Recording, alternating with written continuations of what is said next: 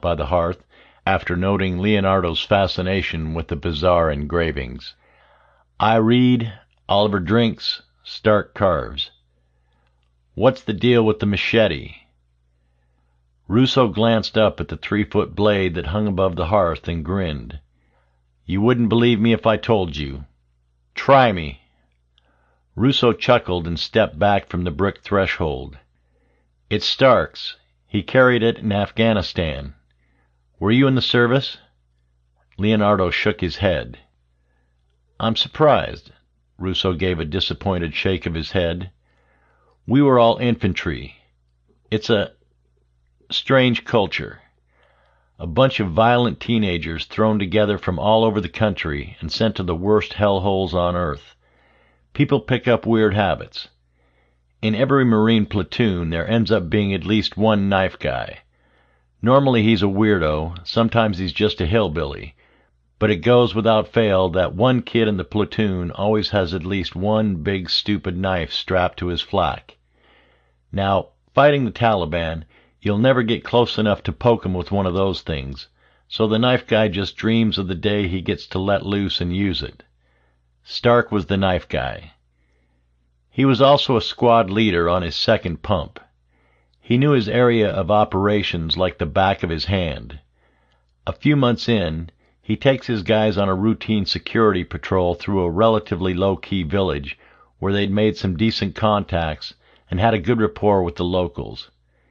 His platoon commander, this real antsy little prick of a lieutenant who had no place in the Corps, decided to tag along. So they were patrolling through these compounds, and boom, an IED pops off in the middle of their column. Nobody's hurt, but this lieutenant freaks out. He jumps behind a mud wall and starts panicking. In the field beyond the wall, there's a farmer and his young son tilling their land, and they stop and stare at the smoke.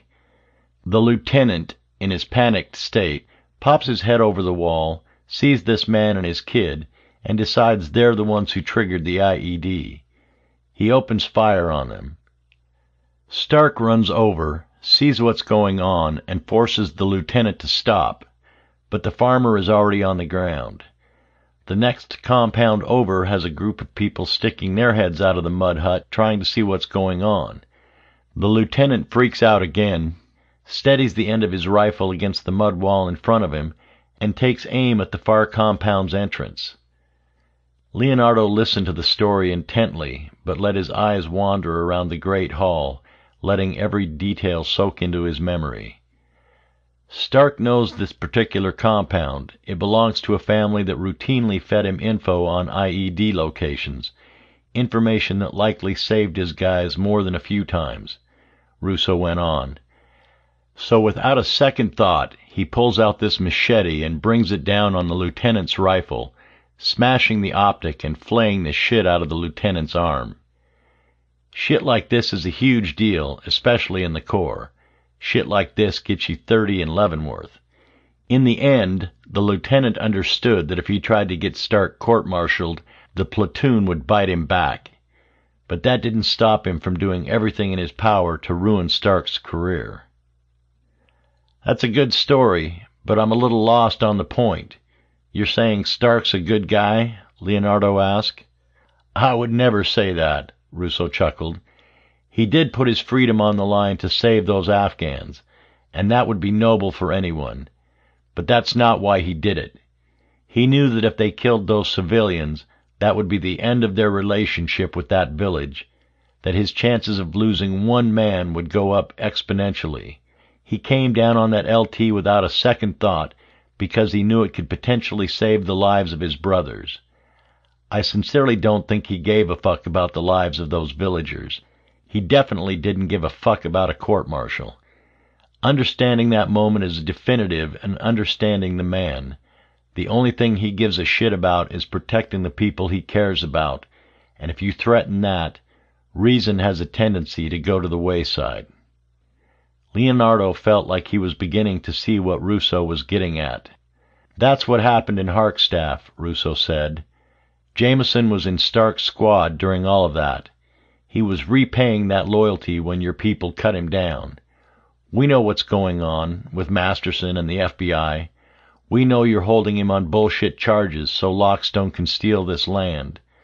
We hope that you, as an individual, are not part of it, which is why we've allowed you to come today." "Your sniper in the tower, that was Oliver?" Leonardo asked. "He was missing my people on purpose, wasn't he?" Russo nodded. "Suppressive fire. Keeping your heads down for us to get out of there. Trust me, nobody in this place wants to be responsible for the death of a federal agent." The pieces began to click together in Leonardo's head. He leaned against the table and contemplated the new perspective, then pointed to a pair of clubs hung over a plaque reading, "Trial by Combat." "What's the story behind that?" "Pretty self-explanatory, isn't it?" Russo said. "Just because we're out here to escape the bureaucracy doesn't mean we can't have justice." "Yeah," Leonardo muttered. "Justice."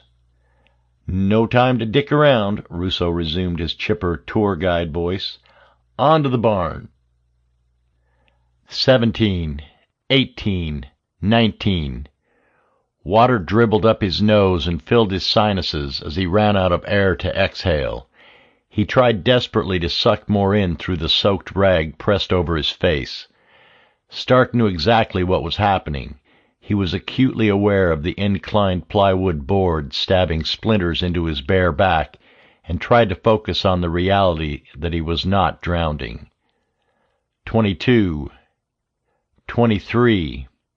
He'd managed to maintain his grip on reality through the first 3 sessions of waterboarding, but this time he couldn't control the spasm of panic rising from deep inside. Suddenly he was back on that helicopter, spinning haphazardly through the ocean, the icy water surrounding him and ripping the breath from his lungs. He needed to unclasp the harness that squeezed him in a death grip against the horrifyingly solid metal bench, but his hands were trapped behind his back, locked tight by the metal handcuffs. Then it was over. Reality came rushing back as the rag was pulled away, and he saw the gleaming bald head of his tormentor above him. A devilish grin spread across the man's ugly, pale features. Stark sucked at the air, reveling in its life-giving purity. He would quit smoking. He would enjoy every last second of breathing he could. He would never take that glorious relief of filling his lungs with oxygen for granted again. "Had enough yet, boy?" the shining dome drawled. Stark closed his eyes and prepared himself. "You're a fucking pussy," he rasped out, and in an instant the rag slapped back over his face, and he was back in that horrifying, unforgiving ocean. 1, 2, 3. Leonardo followed Russo through the barn and into the paddock, taking note of the different types of animals and their numbers. There was definitely a good number of people living here based on the amount of work it would take to maintain just the livestock. They strolled through the bunker-like BAS and doubled back past the charred remains of a satellite dish and into the residence hall. Russo guided him to a quaint bedroom with a crib in the corner. The furnishings were humble: a bookcase, a desk, a single bed, and a nightstand. The walls were covered in a child's drawings. One stood out, a blue woman with a smiling face and the crudely written word, "Stephanie," beneath it. "Who's Stephanie?" Leonardo motioned to the drawing. "Don't worry about her." "Do you know who that is?" Russo asked from the doorway, pointing at the photo displayed on the nightstand.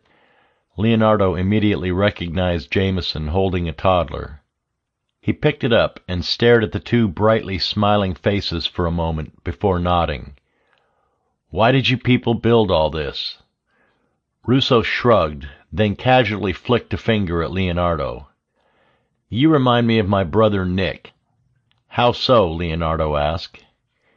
"He was a man of the law, a real stickler for the rules. He was a few years older than me, and he fought in Fallujah. That was a big part of the reason I enlisted in the first place. He was always doing the right thing, by the book, impressing his superiors, moving up in the world. He got onto the Boston PD pretty easily and worked his way up. We didn't always have the best relationship. I kind of thought he was a dick when I was younger, but I loved him nonetheless. There was a long pause as Russo visibly collected his thoughts. When he spoke again, his voice was hesitant. He was my age when he killed himself. It was the day after a Christmas party. The whole family came together the night before to drink and have a good time. He seemed fine, his normal, reserved self. The next day we all went out to breakfast. I had a surprise gift for my mother that I forgot back at the house, a little turtle brooch I'd picked up the week before in Athens. I snuck off halfway through the meal to go back to my parents' house and grab it. That's when I found him. He did it in their kitchen. My dad had an old revolver that my grandfather brought back from World War II. Nick put one of those ancient bullets through the back of his head and splattered his brains all over a painting my aunt had done of us as children. Russo's voice almost broke, but he took a deep breath and maintained his composure. Leonardo knew he was listening to a story that had likely never been told aloud. I called it in. I tried to get them to clean it up before my parents came home, but that's not how forensic scenes work. My mother saw it. We couldn't stop her. My father didn't even cry. But after that, something broke in him. I checked the gun myself. The bullets in it were originals from the 40s. The 2 rounds before the one he fired had imprints on their primers. Do you know what that means? It means he pulled the trigger 3 times before it went off. Twice he felt that hammer fall and nothing happened. Twice he was granted a new lease on life. But something was so fucked up inside of him that he just kept pulling. You ask me why I'm here, and I'll tell you right now that I can't explain it. But I felt something, living back there in the city, forcing myself to play the game day in, day out. Something that I'm afraid my brother felt. Something sick and twisted clawing at my insides. A pain I can't describe. A numb, throbbing void in my soul, and I couldn't sit there and let it consume me like it did him. Russo stood, arms crossed, staring at the floor. Any semblance of his showmanesque aura had evaporated. So, coming here, it made that pain go away, Leonardo stated. It helped, Russo said with a sad smile. It still comes back. Something tells me it always will. But this place definitely helped. He looked up at Leonardo. That's why I'm here. That's why most of us are here. The forest. It heals old wounds. Tell us about the compound. The rat-faced torturer's tone was entirely professional. Good cop, Stark thought, though he wasn't really the good cop to the ogre's bad cop, just a less bad cop. I'll tell you whatever you want, but first you tell me who you work for, Stark responded. That must have been the dozenth time he'd demanded the information. They were in the makeshift interrogation room. The plywood board and a half-empty bucket of dirty water lay in the corner. Stark sat across the table from the rat, while the ogre paced the room behind him. The rat shook his pointed face in disappointment. Do we have to go back to the board? You held out well for a while, honestly the longest I've ever seen. But don't pretend those last few sessions didn't get to you. NSA? DHS? I would say CIA, but we're on American soil, not that that means anything, Stark said, and looked over his shoulder at the bald man. Don't look at him, look at me, the rat snapped. I'll tell you what you want to know when you tell me who I'm talking to. The ogre slapped him upside the head and leaned in close. We're your worst nightmare. Stark forced a mocking laugh. Seriously? Okay, Bruce Willis, have it your way. Break out the fucking board.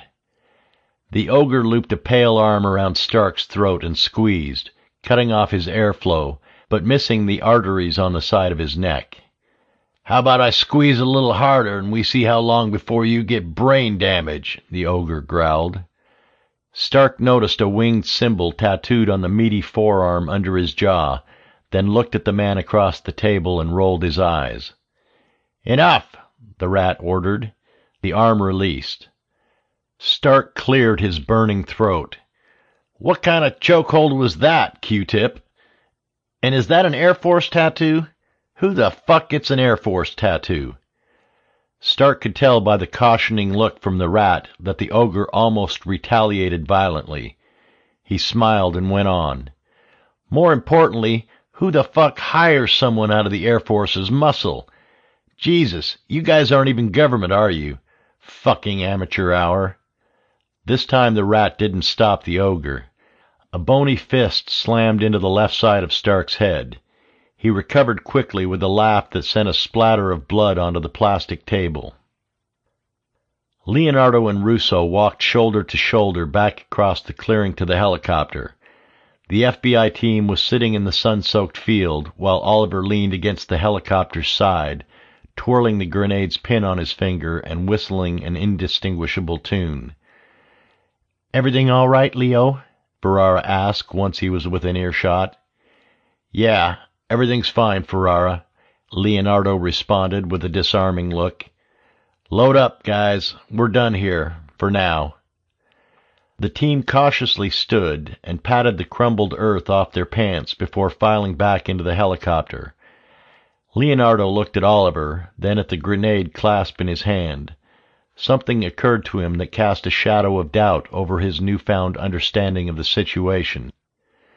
"I want to believe you, Russo," Leonardo said, "but the fact that you have illegal military ordnance up here makes me tempted to reevaluate." Russo gave a mischievous smile and nodded to Oliver, who limped forward and held the explosive out toward Leonardo. "Take it," Russo urged. "Trust me." Leonardo carefully reached his hands out and cupped the heavy metal ball, making sure to keep the spoon held tightly against its coarse metal side. Once Oliver had fully released, he and Russo shared a hearty laugh. Confused and a bit alarmed, Leonardo stared at the device in his hands. "Turn it over, dickhead," Oliver grumbled in a strange voice. Leonardo reluctantly complied. There was a hole in the bottom of the metal sphere, exposing its hollow insides. "It's decommissioned," Russo said. "It's a paperweight.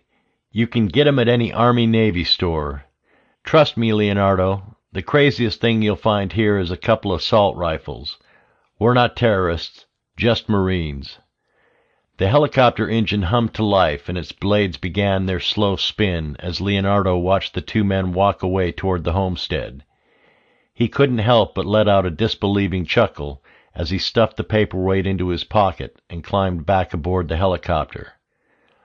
"What happened out there?" Ferrara yelled as they rose off the patch of dirt. Leonardo shook his head. "We've been coming at this from the wrong angle. Something tells me that the only terrorist out here is Masterson."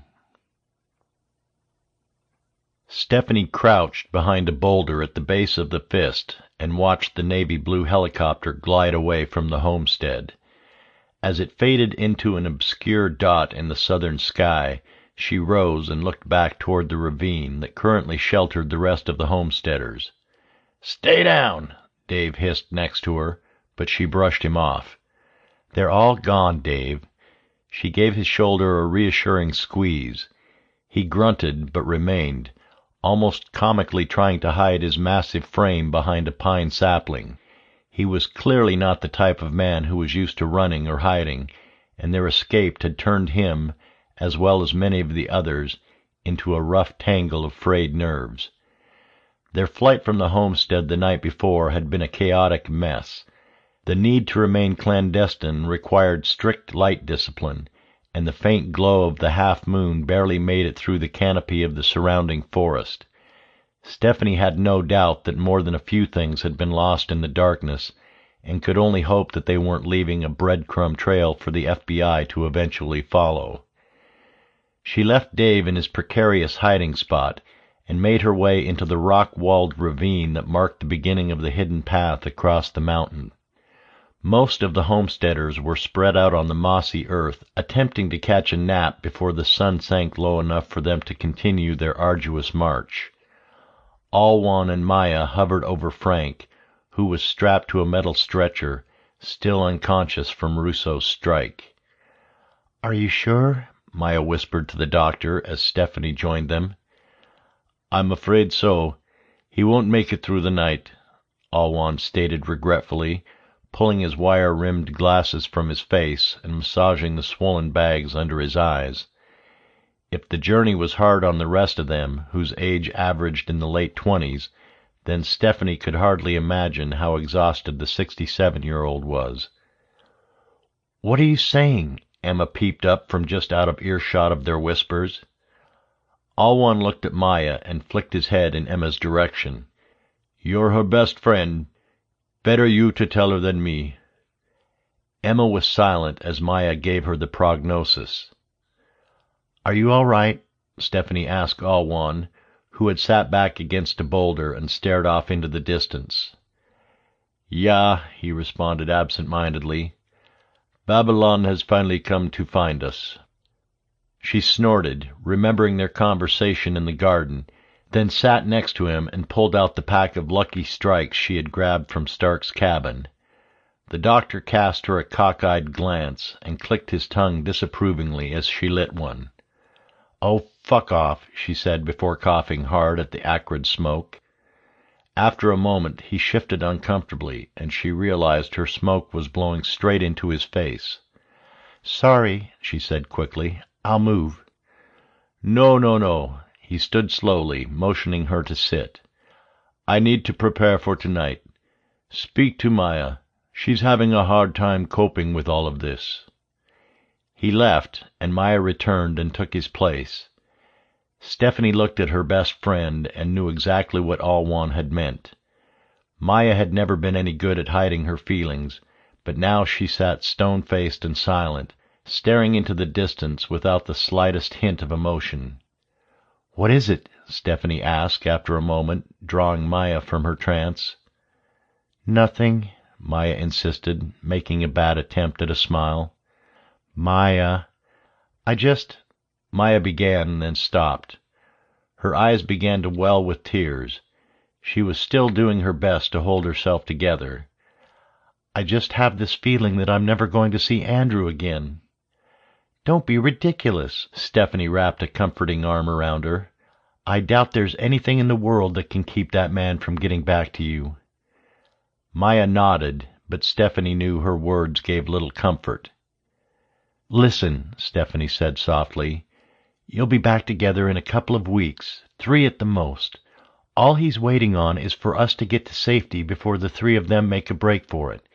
Just focus on getting through the night, and remember that the faster we move, the sooner you'll have him back." With that, the dam broke, and the waterworks began to flow. Maya spoke haltingly, between teary gasps. "But their plan, it's so stupid. What makes them think they can outrun the FBI, even if they set this whole valley on fire? What if the police are waiting for us on the other side of this mountain?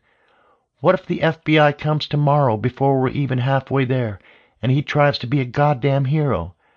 I'm scared he's going to be a fucking martyr, Stephanie." "Myra, that's insane. Give me one good reason he would stay for even a second longer than it takes us to get over this mountain." "You wouldn't understand," Maya came back, regaining control of her speech and looking hard at Stephanie. "You're a runner, Steph. You always have been. This is what you do. You escape when things get to be too much. Andrew's not like that. He's taking this whole thing too far because they killed his friends. He's going to get himself killed. I know it." Stephanie paused and pondered her best friend's statement. Maya read the look on her face and rolled her teary eyes dramatically. "Stephanie, you are. That's why you can't understand. You ran away from Montana to Florida. You came here with us. You've run from every relationship and every major commitment the moment it got too serious. That's who you are, and I love you for it. But you need to understand that what we're doing now isn't natural for Andrew like it is for you.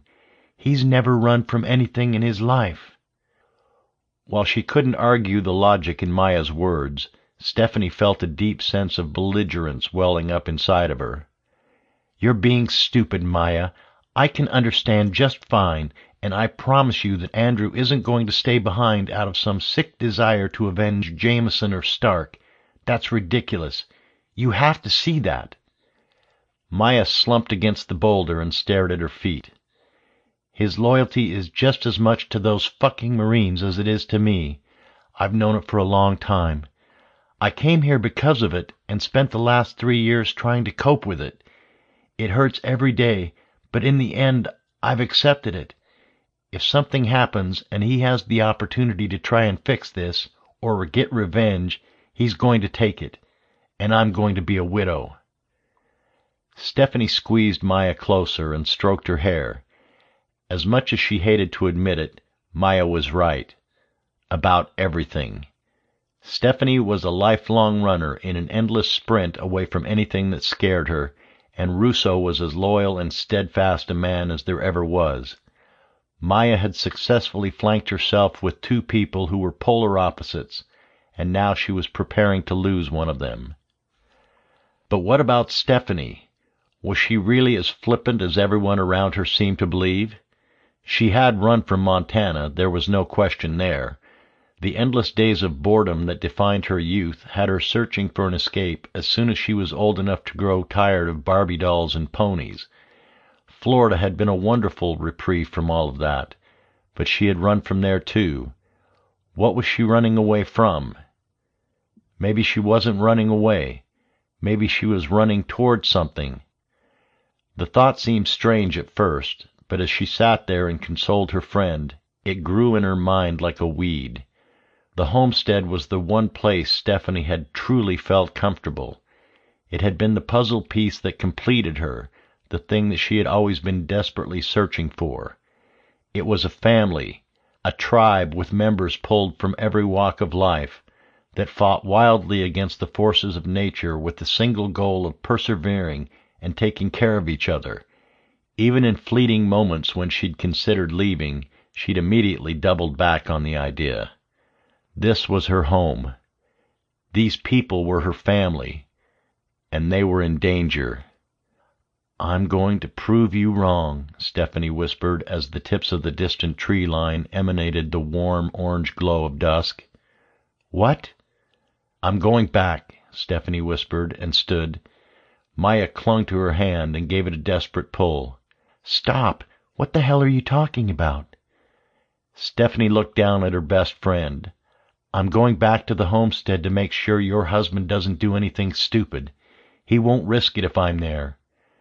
"Absolutely not," Hunt barked out behind her. She hadn't heard him approach. "Try and stop me." "Stephanie, please. That's so stupid," Maya whispered. Stephanie squeezed her hand, but didn't look back down at her. No more running. Chapter 13. Same Day. The helicopter glided over Harkstaff and came to a gentle hover above the airstrip. Leonardo had used the return flight as an opportunity to digest what he had learned, as well as begin to plan out his next step. "Who the hell is this?" Ferrara pointed out the window as the craft touched down. His gaze followed her finger, and he reiterated the question in his own mind. Half a dozen fat, black helicopters sat in a perfect line along the edge of the airfield. They had no insignia or identifying marks, but reminded Leonardo of the Army Blackhawks he'd seen in movies. No, he realized as the dusk sun glinted off the nearest helicopter's perfectly shined flank, military choppers wouldn't be this pristine. Who in the hell would... The sudden realization sent a shock of fury through his chest. Masterson. They landed, and Leonardo caught sight of the agent he'd left to guard Stark, Ed Tomlinson, trying to brace himself against the rotor wash. Leonardo ripped the door open and made a beeline for the young agent. "What in the hell is this?" Leonardo shouted above the rush of air, pointing at the airstrip's new additions. "What?" Tomlinson yelled back as Leonardo approached, cupping his ear, but quickly pulling his hand away as the roar of the helicopter overwhelmed him. Leonardo reached Tomlinson, grabbing him by the shoulder and pulling him close so that he was yelling directly in his ear. "What is this?" He accentuated every syllable with a jab of his finger. "I don't know," Tomlinson replied hesitantly. "They won't say who they are. We've got orders from Washington, though. We're supposed to do whatever they say." At first, Leonardo thought he misheard, but with a quick scan of Tomlinson's face, he knew better. "They've set up shop at the inn. That oil guy, Masterson, he had the director on the phone. Told me to have you report in when you got back." "Of course." "There's more," Tomlinson continued. The roar of the helicopter had died down to a dull throb as the blades wound to a halt. "They've got Stark. They're doing shit to him.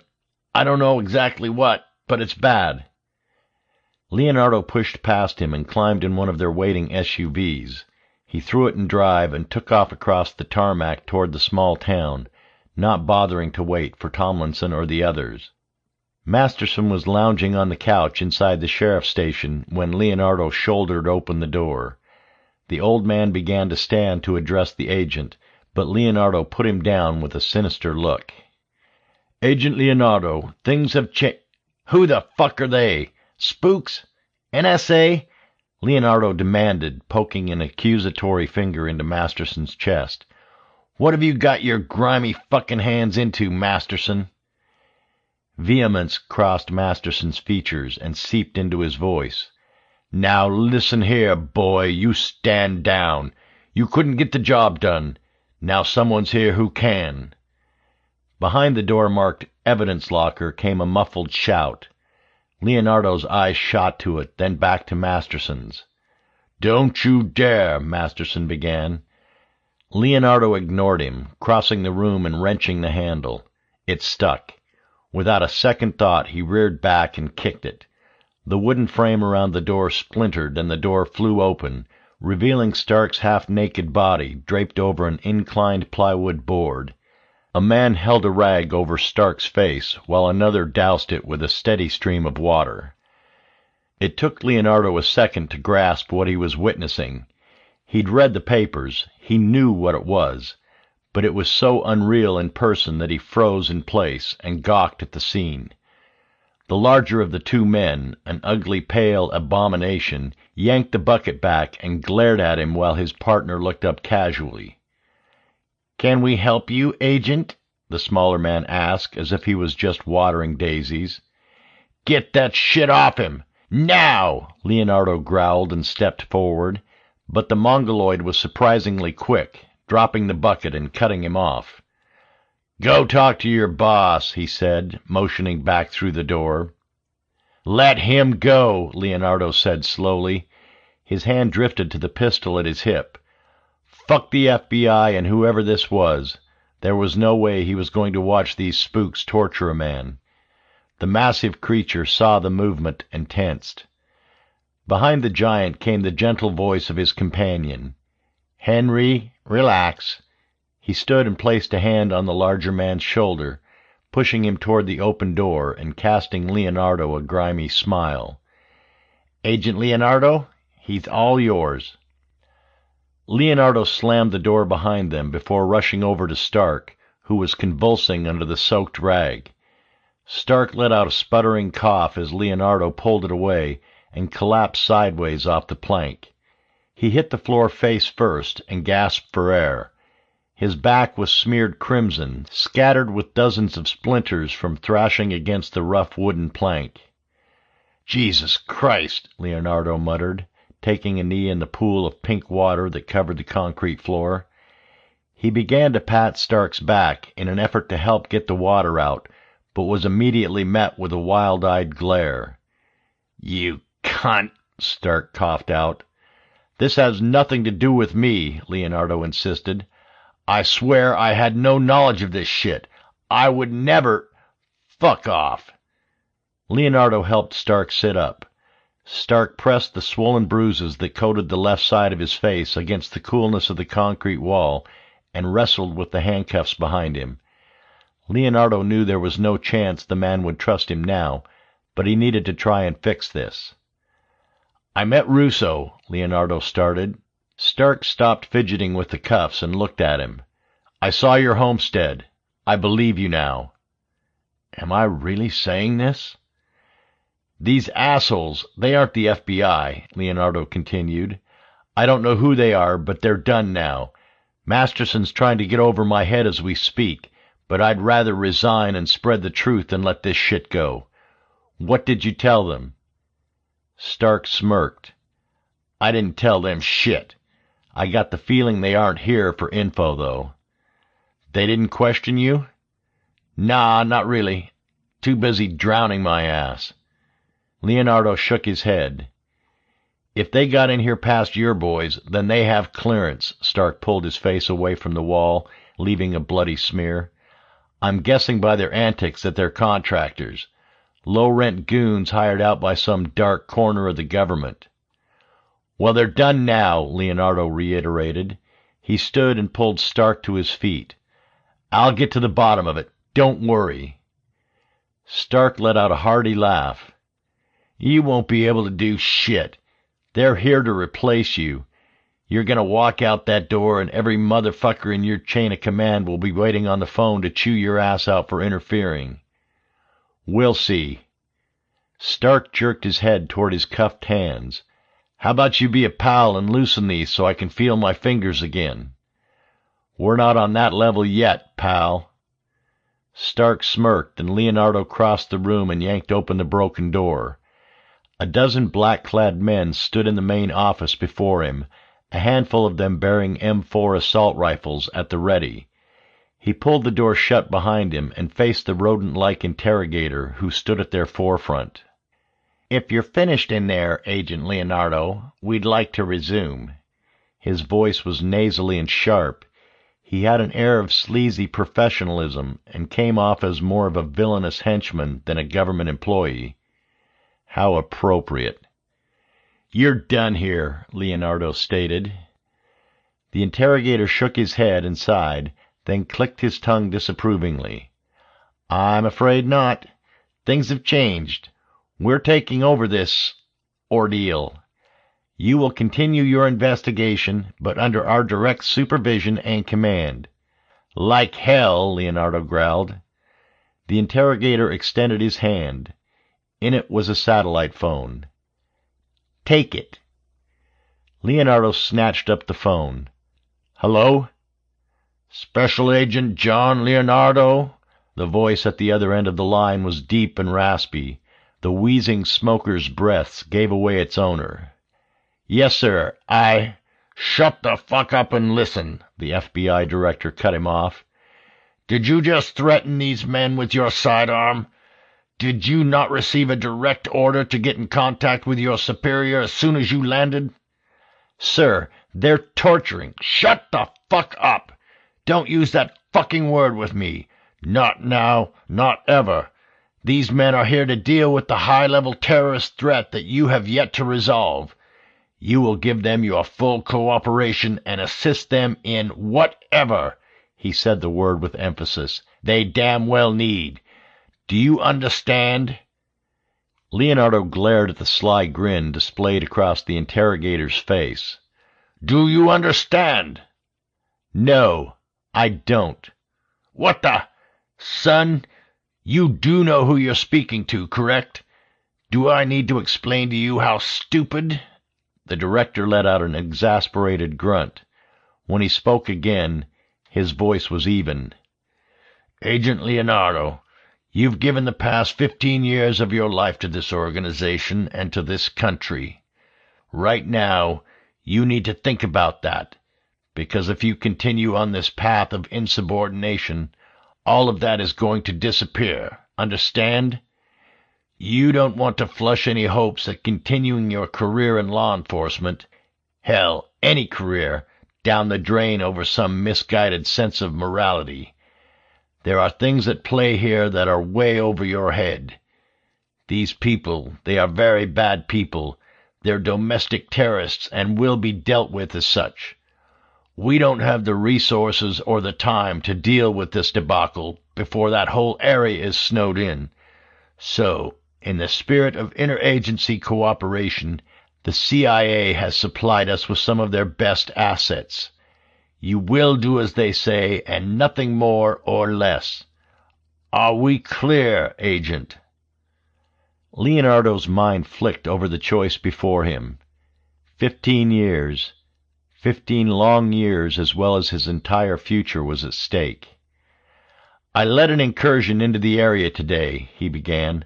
"I have good reason to believe that we're being manipulated in order for—" "God damn it!" the director shouted through the tiny speaker. "Put Chen on! Now!" "Chen?"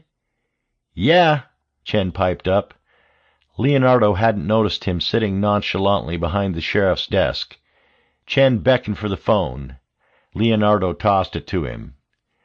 "Chen speaking." His voice was muffled by his swollen jaw. "Yes, sir?" "Yes, sir." "Absolutely, sir. You can count on me." "Yes, sir. I'll tell him." "Thank you, sir. I won't let you down." Chen tossed the phone back with a sly grin. Leonardo raised it back to his ear. "Chen's in charge now. Any insubordination will be met with immediate termination." The director paused.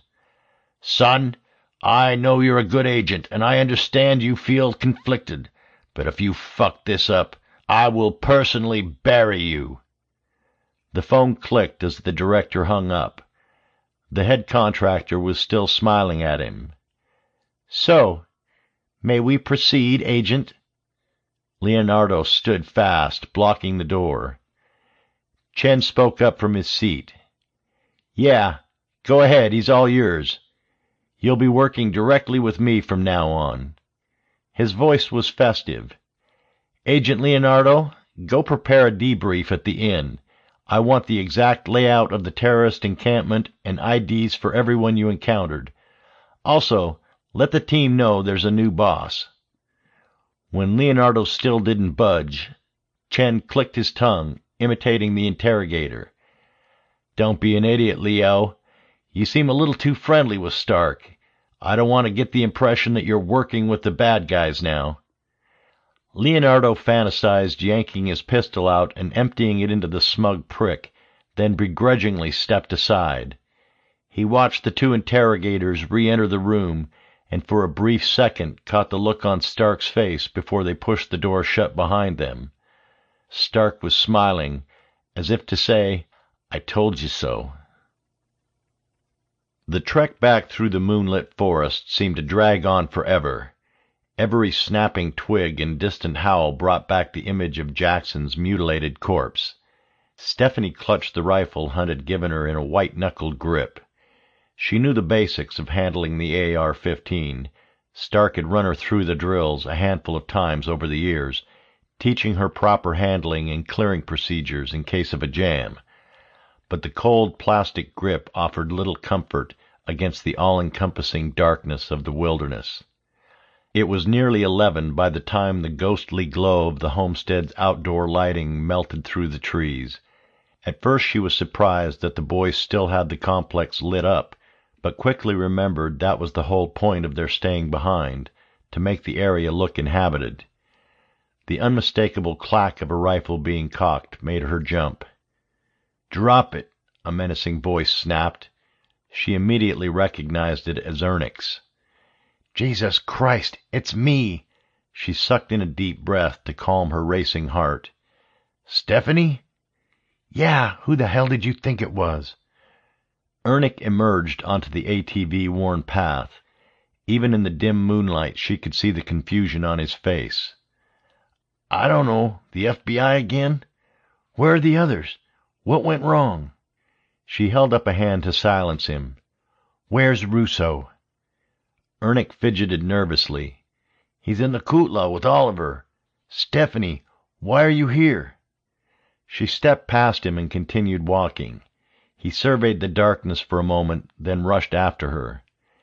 "Stephanie, why did you—" "To speak to Russo. Is it about Frank? Frank's dead. The ice in her voice drew a regretful sigh from the teenager. Jesus, Stephanie, I didn't mean for... Yeah, I get it. But he's dead and there are more important things to deal with now. She was caught off guard by her own callousness. Today was a day of surprising herself. Ernix shut up and fell in step behind her. They emerged into the small cluster of buildings and crossed the courtyard to the Kutla. For the first time in the 3 years she'd spent nestled in the remote village, she felt an overwhelming emptiness. All the feelings of warmth and comfort that had hallmarked her time there seemed like distant memories, giving way to an eerie, empty ambience that made it difficult for her to recognize the structures around her. She pulled open the door to the Kutla. Rousseau and Oliver hunched over a pile of papers at the head of the table. They didn't bother to look up. "Ernix, you've got another 3 hours of watch, kid," Rousseau called out. "I'm back," Stephanie said. Rousseau and Oliver both jumped at the sound of the woman's voice and gave her a confounded look. "Why did you turn back? Where the fuck is Hunt?" Rousseau asked, mirroring Ernix's initial reaction and marching toward her. "It's just me," Stephanie reassured him. "The rest of the group is still on track." "Why are you here?" Rousseau's voice shifted from concern to anger. "I'm here to make sure you idiots don't pull anything stupid." "Ah, shit. Not now, Oliver," Rousseau yelled over his shoulder, then grabbed Stephanie by the arm. She flung him off. "Why the fuck are you here, Stephanie? This is no place for you right now." "Fuck off, Andrew. I'll go wherever I please. Did Maya put you up to this?" "No, but she knows as well as I do that the chances of you morons trying to fight goes from exponentially high to nil if I'm here to weigh you down. So that's exactly what I'm doing. Think of me as insurance that your wife will get to see you again." Rousseau belted out a series of curses and began to furiously pace the hall. "That goes for you too, Oliver," she yelled. Oliver gave her a casual thumbs up and turned his focus back to the papers in front of him. "And you, for what it's worth," she said quietly to Ernix. It took a few minutes for Rousseau to calm down. In the meantime, she crossed the room and examined the haphazard mess of plans strewn over the table. The crude, half-labeled drawings took only a moment to decipher. "You're setting up a defense," she muttered. Oliver nodded. "I take it the meeting with the FBI didn't go too well." "It went fine," Rousseau ejaculated, finally abandoning his pacing and joining them. "It doesn't matter, though. We have to prepare for the worst." "Define fine," she said. "Fine as in fine. As far as I can tell, the agent in charge is starting to put the pieces together. There's a decent chance this whole thing might go away, but we can't count on that yet." "You're saying that they're going to let you guys off the hook for trying to break Stark out?" She didn't allow the flutter of hope in her heart to seep into her voice. "No, I don't know. But this whole terrorism nonsense will probably go away. This Leonardo seems to have his head screwed on the right way." "What are these?" She pointed to a series of scribbles that looked like upside-down muffins. "Punji pits," Oliver told her proudly. "Punji pits?" "Yeah, punji pits," Rousseau explained. "Dig a hole, bury some spikes, pull a tarp over it with some loose dirt. Punji pits. Charlie used them in Vietnam. If we need to egress in a hurry, a few of these on the main trails might buy us some time." "You realize how weak that sounds, right?" Stephanie asked, bewildered by the Home Alone tactics. "Those were my idea, you dick," Oliver grunted. She cast an apologetic look and patted him on the head. Despite being entirely aware that he was a fully functioning adult, she always indulged the urge to treat him like a lost puppy. "You need to go back," Rousseau said flatly. "The only way I'm going back is with you all," Stephanie snapped. "Even if you convinced me it was the right thing to do, which you won't, the rest of the group is too far gone. I'd never catch up to them, and I can't navigate that mountain on my own." He mulled it over, then slapped the table in resignation. "You know what? It's a good thing you and Stark never got pregnant. That kid would have been the most hard-headed, belligerent, tenacious little asshole in the world. So basically, they'd be just like you. Stephanie smirked and took on a more serious tone. What did the FBI say about Stark? All three men stopped moving and glanced at each other. She got the distinct feeling that she wasn't going to like the answer. He's alive, Russo said haltingly. But Stephanie, you have to let him go. You said that you think they'll drop the charges. I did, and there is that possibility. But we had to do something. A backup plan. What kind of a backup plan? She didn't like his tone. It was too apologetic. Russo stared at the floor. She turned to Oliver. Oliver, tell me what he's talking about. Oliver shifted uncomfortably. His face was still swollen from his tumble out of the bell tower, so when she grabbed his chin to turn it toward her, he winced. Oliver! He pulled his head away. Unless we get reason to believe that the FBI has gone full circle and are on our side, Hunt's going to make a call that will bring hell down on Harkstaff. His voice was strangely regular, which sent a chill down Stephanie's spine. Who is he going to call? This time Russo spoke up. A cartel. A group of Mexican drug lords that will go through hell or high water to get to Stark, even if they have to take out the whole team of feds to do it. Stephanie was lost for words. The memory of Stark's puzzling interrogation of Franklin Somerset came to mind. She knew she'd heard the word. Cartel. Chapter 14, August 22nd. The mild odor of bleach lingered in the dingy room of the Harkstaff Inn.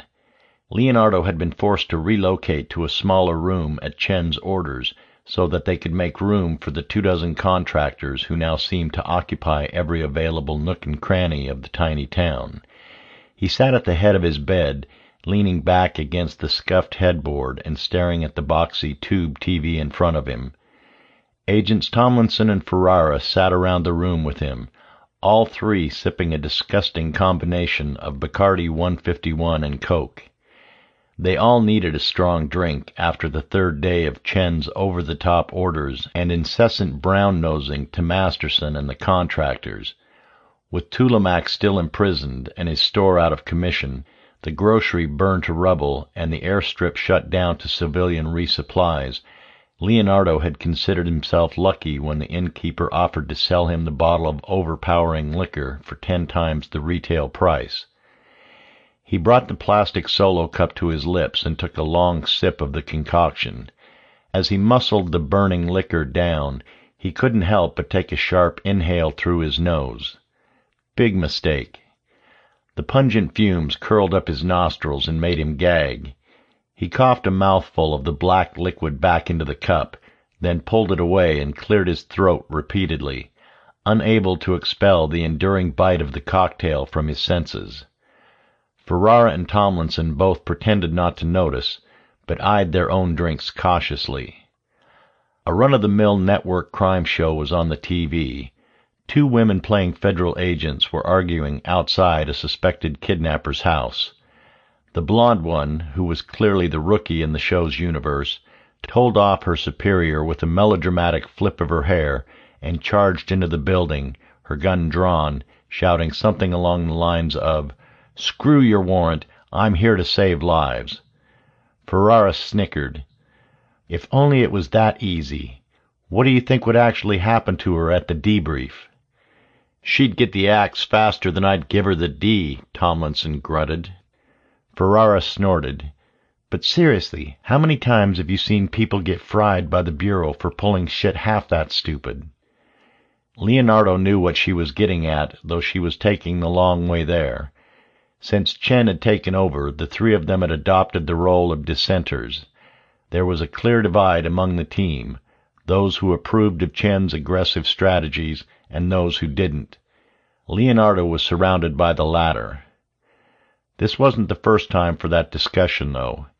If it came down to it, Leonardo didn't want Ferrara and Tomlinson, both much younger agents in age and career, jumping aboard his sinking ship of righteous indignation. You gotta have the willing suspension of disbelief to enjoy shit like this. Leonardo forced down another sip of the diesel fuel-tasting cocktail and shuddered. Of course it's not realistic. Every episode would be 5 minutes of pissing in cups on stakeouts, 50 minutes of paperwork, then 5 minutes of getting screamed at by their alcoholic shit-for-brains boss. The other two nodded. One of the agents on the TV was in a car chase with a tattoo-covered, bare-chested Hispanic man on a motorcycle. After a few seconds, the agent managed to shoot out the bike's rear tire, bringing him to a crashing halt against a wire fence. Amazingly, he appeared unharmed as she slapped cuffs around his wrists.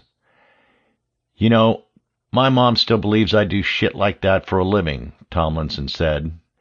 Yeah, I bet you don't correct her on it either, Ferrara chimed in with a knowing glance in his direction.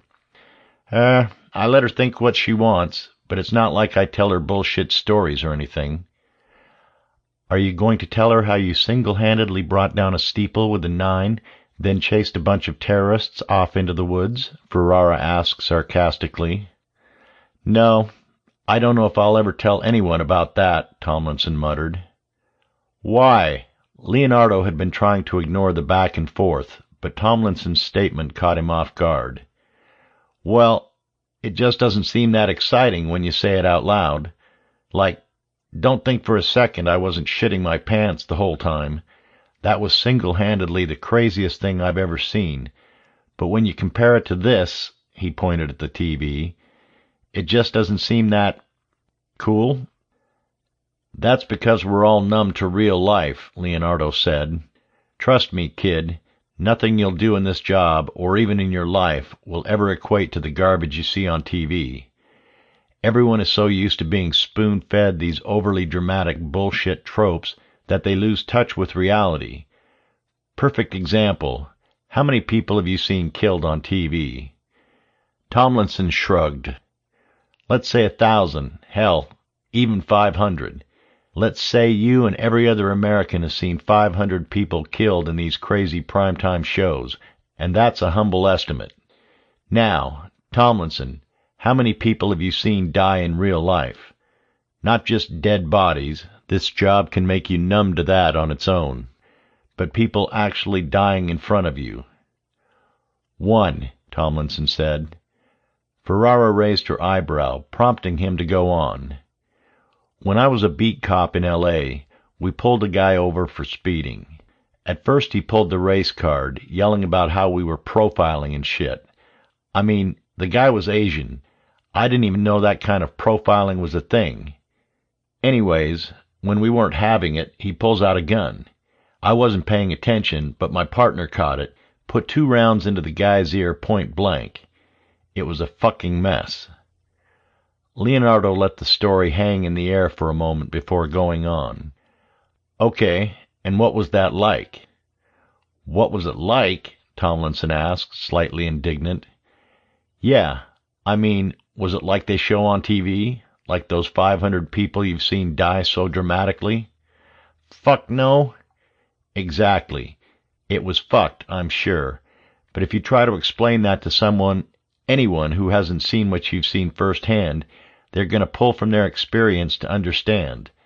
It's empathy, human nature.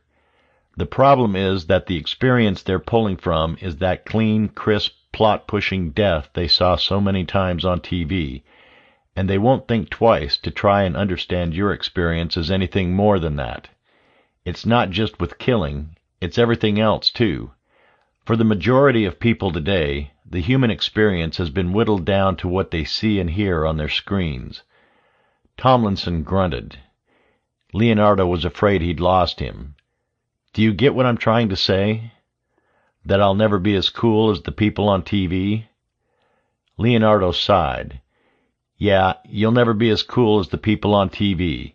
And more importantly, nobody aside from the people in this hotel will ever truly understand what we did that night. To expect them to see it for the terrifying shit show of an event that it was is a fool's errand. Ferrara spoke up. You've thought a lot about this. Yeah, I have. Leonardo had begun to slide down against the headboard. When he pulled himself back up to correct his posture, he felt the slightest wave of a buzz coming on. My old man was in Nam before I was born. Growing up, I always harassed him about it. I wanted to know if it was like the movies and the crazy war stories from the other guys' dads.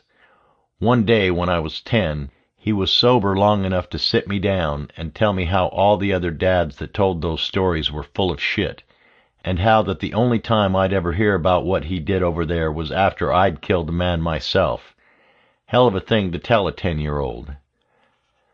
There was an awkward pause, then Tomlinson spoke up. Well, you should call him up and ask now. His voice was beginning to slur. Ferrara hissed at him, and he gave her a confused look before realizing it might be a soft spot for Leonardo. I'm sorry, Leo, Tomlinson began, but Leonardo gave him a disarming smile. It's fine, kid, and honestly, I would if he hadn't drank himself to death before I graduated high school. The point is, I came to learn that the reason he was so reserved about that shit, even back then, was because I had no capacity to understand the things he would have told me. All those horrible and enlightening details would have rolled right over my head while I sat there and thought, neato, blood and gore. The room once again filled with silence. Leonardo shifted his attention back to the curvaceous agent on TV, now clad in a bikini and flirting with an absurdly muscular beachgoer. Is that why you've always been so eager to stick up for these guys? Because they're vets and they remind you of your dad? Ferrara asked, her face immediately turning red after she'd finished. I'm sorry, Leo, that came out wrong. No, it's fine, he responded. The alcohol was loosening their tongues. Honestly, I've been asking myself that same question, trying to figure out if my judgment's been compromised. I won't lie, they do remind me of him in a way. He took a big gulp of his drink and drained it, and stared at the bottom on the white plastic cup. It's weird. Growing up, I always thought he was trying to escape from me and my mom in the bottom of a bottle. I figured there was the whole shell-shock thing from Nam, the Agent Orange, and whatnot.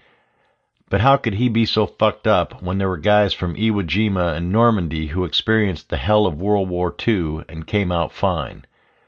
I labeled him as a piece of shit for a long time. Then one day I heard a statistic saying something about how the vast majority of guys in World War II didn't take the shot when they had it, how they chose not to kill. Something clicked. My old man wasn't like that. He was a volunteer. He wasn't the guy who'd take his finger off the trigger. Hell, I always got the feeling that he missed pulling that trigger and that he was ashamed of it. I think that's how it works nowadays. We train these young kids full of piss and vinegar to relish in killing the enemy. But then after the war's over and everything's settled, we tell them it's wrong. The killing and hate and violence. It was okay when they did it over there, but now it's wrong. That's where I see my old man when I look back. A fighting dog that's been put through the ring again and again, and then one day they just pulled him out and told him he could never fight again. That the thing he's been bred to do was wrong and evil. They stuck him in a nice, warm, loving home with no doors or windows to escape out of, and we suffocated him with hugs and love and soft toys. But he was still a fighting dog. He dreamed of getting back in that ring, but had no means to get there. Maybe he would have ended up in a place like this. He straightened himself and the room around him spun. He was definitely drunk. If he just wanted to go back to war, why didn't he re-enlist? Tomlinson slurred out from where he now lay on the floor at the foot of the bed. The war was over. I don't think it was that easy. Hell, I don't even know if he wanted to go back to war, or if he even knew what he wanted. I think he just experienced something incredibly intense that no one in his life back home could relate to or understand. I think maybe he felt like he should have been ashamed of what he'd done, but that he wasn't, and because he wasn't, he still felt ashamed nonetheless. I remember him telling me how those dads spitting off grandiose war stories were all admin guys who never saw combat. He was so vehement when he talked about them. It was like they were cheapening what he was going through, his own dilemma that even he couldn't understand. Tomlinson let out a grunting snore from beyond the foot of the bed, but Ferrara was leaning forward in her chair, listening intently. "I've seen that same lost shit in these guys," Leonardo mumbled. His mind was swimming. Fucking 151. It's like they don't know what they're looking for, but they found some part of it here. They ran away to this wilderness and found the will? Yeah, the will to keep going. Maybe it's the challenge of doing it. Maybe it's the community. Fuck, I don't know. I have no idea. All I know at this point is that they managed to escape society, and we're the assholes who've been sent to punish them for it. He hiccuped and felt the frozen pizza he'd had for dinner start to boil back up. Ferrara must have been in the same boat. She leapt from her seat and disappeared into the bathroom. He could hear her letting out a belching burst of vomit. Shit. Leonardo found that just stringing together thoughts was becoming difficult. We might be the bad guys. "I'm getting tired of asking the same questions, Augustin," the rat said, his voice never shifting from its monotonous nasally whine. "I told you 12 times. Only my mother gets to call me that," Stark responded. "Call me Stark."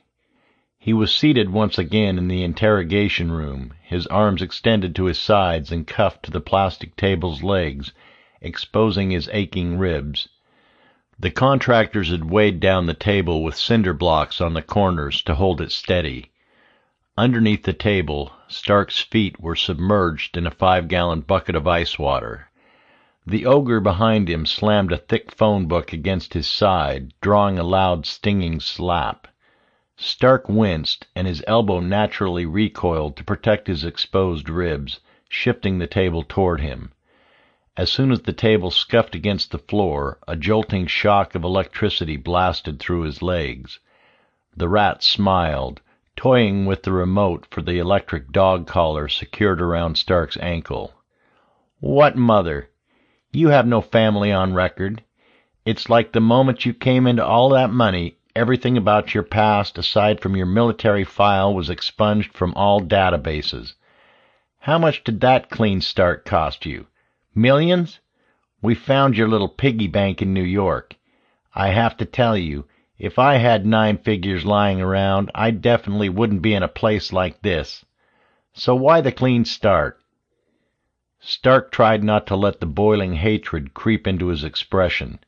He'd been able to maintain control over the past 4 days of intermittent torture and sleep deprivation, but now his grasp on reality was loosening.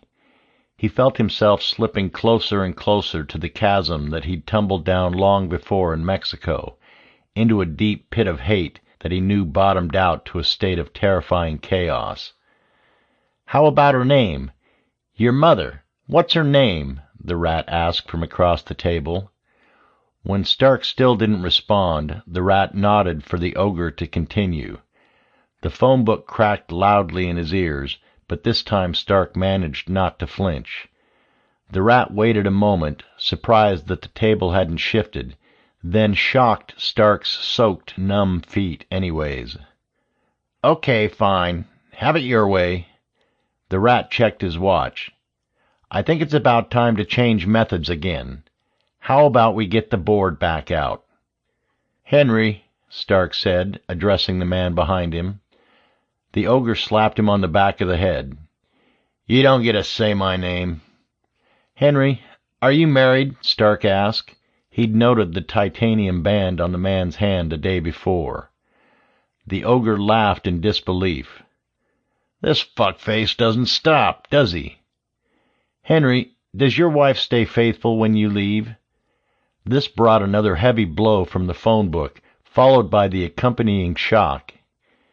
"It's just," Stark began, but he was cut off as his head was thrown forward and bounced off the plastic table. "Fuck! All right, I'll make a deal," Stark said, staring with wide-eyed exasperation at the man across the table. "We aren't really the deal-making type, Augustin. Try it for once. Trust me, it's better than just letting little douchebald guy. I don't know. It's better than letting little Henry here wear himself out." Another slap upside the head. The patronizing cuffing brought on more rage than the phone book. Maintain control. "What deal do you want to make?"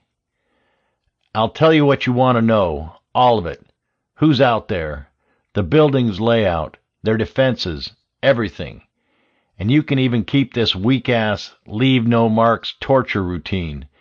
But I want to take a guess at how much Air Force One's wife weighs."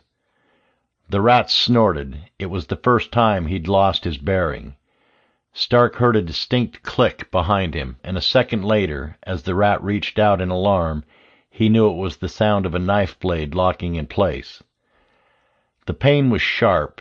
It seared through his temple, and as it made its way to his jawline, he felt the heavy flow of warm liquid cascading down his cheek and shoulder. He gritted his teeth in order to keep from screaming as the ogre tossed his dismembered ear on the table in front of him and pressed the knife against his throat. "I'll leave all the marks I want to, you little shit," his tormentor spouted out furiously. Stark caught the stink of his breath full in the face. "You're going to die here. I fucking promise you that." "Henry!" the rat roared, his voice surprisingly powerful. Stark didn't smile. He didn't quip. He closed his eyes and accepted the pain, letting it flow into his heart where it coagulated and mutated into a boiling rage. Staring down into the chasm of hatred inside him, he let go and toppled over the edge. "Jesus Christ," the rat muttered, pointing at the corner. "Back the fuck off." He pulled out a satellite phone from his cargo pocket and dialed. A moment later, as Stark felt the warm pool of blood that was forming in his lap soak through his pants, the rat spoke into the device. "Sir, Nazir here. There's been a complication." "Yes, sir. He's alive. A little worse for wear, though. We're going in the morning after tomorrow. He hasn't given us much info, but the FBI has a layout for us. I think that's the best option, sir. Yes, I'll make sure it happens. No more mistakes." He hung up, then looked angrily at his partner. "Get a notepad, now!" The ogre complied, leaving the room with a spiteful grin toward Stark. But Stark barely noticed. He wasn't in the room anymore, not fully. That man was buried somewhere deep inside. The thing chained to the table was no longer Augustin Stark. "Things just got really simple. You're going to write out a confession and sign it. If you comply, we'll toss you back in your cell and leave you to deal with the federal prison system." The rat had regained his creepily calm voice. "He's lying. They're going to kill you." The rat reached over and knocked the pink hunk of flesh off the table onto Stark's lap, where it landed with a wet splat. He used a rag to wipe the blood away, leaving nothing but a faint pink smear on the white plastic. The ogre returned and tossed the notepad down where the ear had been. The rat pulled apart a pen and slid its stem across the table. "Good luck turning that into a weapon," he said absent-mindedly, then turned to his partner, who was preparing to uncuff Stark's right hand. "Henry, is this your first fucking day?" The ogre gave him a queer look before realizing his mistake. He pulled out his pistol and handed it to the rat.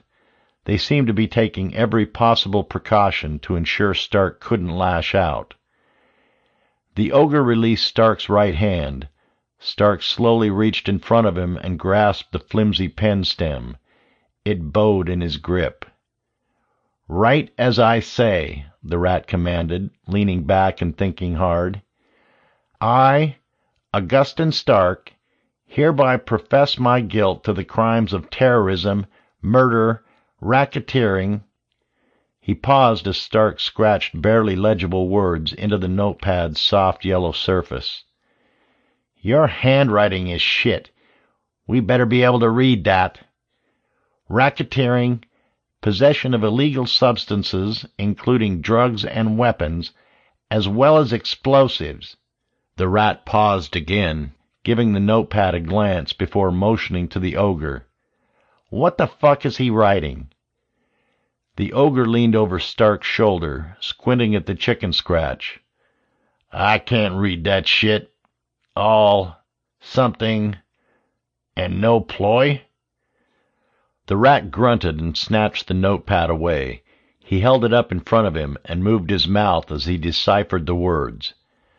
The tempest that raged inside Stark was climaxing. He felt the quickly drying blood that covered his face crack apart as his features spread into an evil, uncontrollable grin.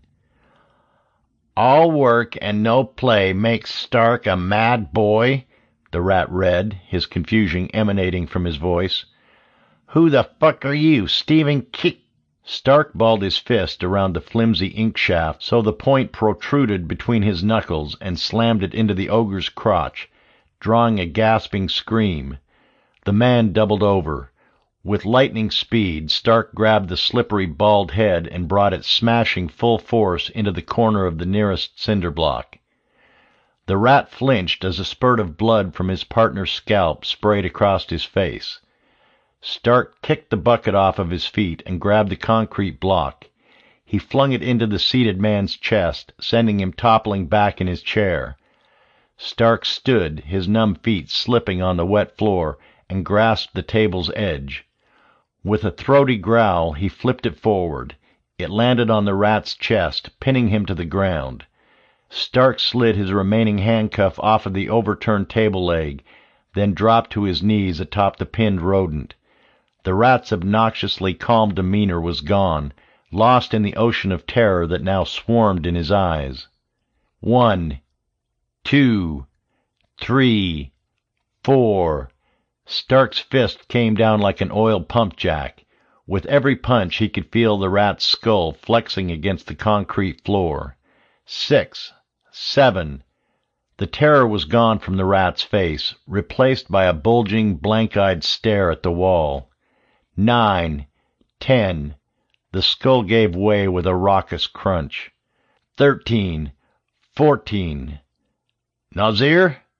A voice from just beyond the door to the sheriff's main office snapped Stark back to the present. He kicked the upturned table out from under him and grabbed the rat's pistol with swollen, brain-spattered hands. There was a moment of silence, then footsteps echoed from just across the sealed door's threshold. There was a knock. Stark fired 5 times, twice at chest level, and 3 more times down the length of the thin wooden door. A satisfying thud met his ears as he scrambled to his feet and flung it open. A dead contractor lay in front of him. The screen door slapped against the office's main entryway, and he saw the lanky frame of Deputy Carr sprinting away toward the inn. He leveled the pistol. No. Stark stopped. He unclenched his vice-like jaw and let in a breath. He was already off the deep end. He knew that he needed to reel himself back in, to regain control. Through the red haze that was suffocating his thoughts, he recalled the rat's phone call. They're going in the morning after tomorrow. Across the room, the shortwave radio sat atop the sheriff's desk. He stumbled as his feet began to regain feeling. Each step sent jolting shots of pain up his calves. The radio was still on the Homestead's frequency. He keyed the mic. "Homestead! Homestead! This is Stark!" The radio was silent, but outside he could hear yelling coming from the direction of the inn. "Answer the fucking radio!" he roared into the receiver. "Shit, Stark! What's happening?" Ernick's panicked voice came through the speaker. "They're coming! Morning after tomorrow! Get everyone out! It's not the FBI anymore! They have military contractors!" The window next to him shattered, and he was surrounded by the distant snap of bullets. He ducked down beneath the desk and continued hastily. "They're armed to the teeth! They won't take any prisoners!" Outside he heard a repeated call, the antenna. The sound of rounds snapping overhead turned into a cascade of heavy thumps above him as the contractors shifted their fire to the antenna on the roof. "Gent pop is already out. Stark, are you—" The transmission cut off. "Ernick, can you hear me?" Stark asked desperately, but there was no reply. He threw the handset and bear-crawled back to the interrogation room. His hands and feet slipped on the thick trail of blood that still poured from where his ear had been. He could hear the gunfire getting closer as bullets chewed at the walls of the main office. This was it. This was the end. He clawed through the rat's pockets to find the satellite phone, then pulled the nearly headless corpse in front of him like a barricade and aimed the pistol out the front door. A shadow shot across the alleyway outside. He fired 3 times into the darkness, then called out as loud as he could, "I have one of your men! Stay the fuck back!" He flipped open the phone. It dripped with water from the overturned bucket. It had to work. His fingers dialed the number he'd memorized so many years before. The phone rang once and someone picked it up, but the line remained silent. "This is Augustin Stark. Listen very carefully, because this is the one chance you'll have to find me. I'm in Alaska, east of Fairbanks, near the border, a town called Harkstaff. You have until tomorrow to get here." The outside door lit up with a flash of gunfire. Stark blasted back, emptying a handful of rounds into the darkness. "Get here now and you can have it all, the money and me." The line remained silent, and Stark feared for a second that he had misdialed. Then a crackling, drawn-out voice spoke. "Mr. Stark, it's good to hear from you. By the sound of it, you have your hands quite full. We've already been alerted to your location. I believe you'll be seeing an old friend soon." "Get here by tomorrow, or I'll already be gone," Stark spat. "Yes, we'll see." The line went dead. Stark slammed it down on the wet floor. When it didn't break, he fired a round into it point blank. The small phone popped off the ground and skittered across the room. Stark followed it with his eyes and saw the ogre shifting in the corner, slowly waking. He pulled a hand up to the gushing wound on top of his head. Stark whistled. The ogre looked up in confusion before Stark shot him in the face. Oliver sat across the Kutla table from Stephanie, eyeing the half-empty bottle of 18-year-old Glenlivet between them. "Your turn," she said. She'd just finished regaling him with the story of her father scaring away one of her high school boyfriends.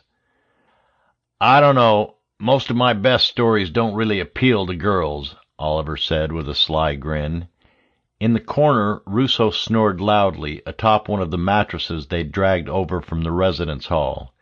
It was 2 a.m., but Stephanie wasn't particularly tired and knew Oliver's anxiety over his wife and 2-year-old son wouldn't allow him to sleep until he knew they were safe over the mountain. "Tell me about when you first met Elise."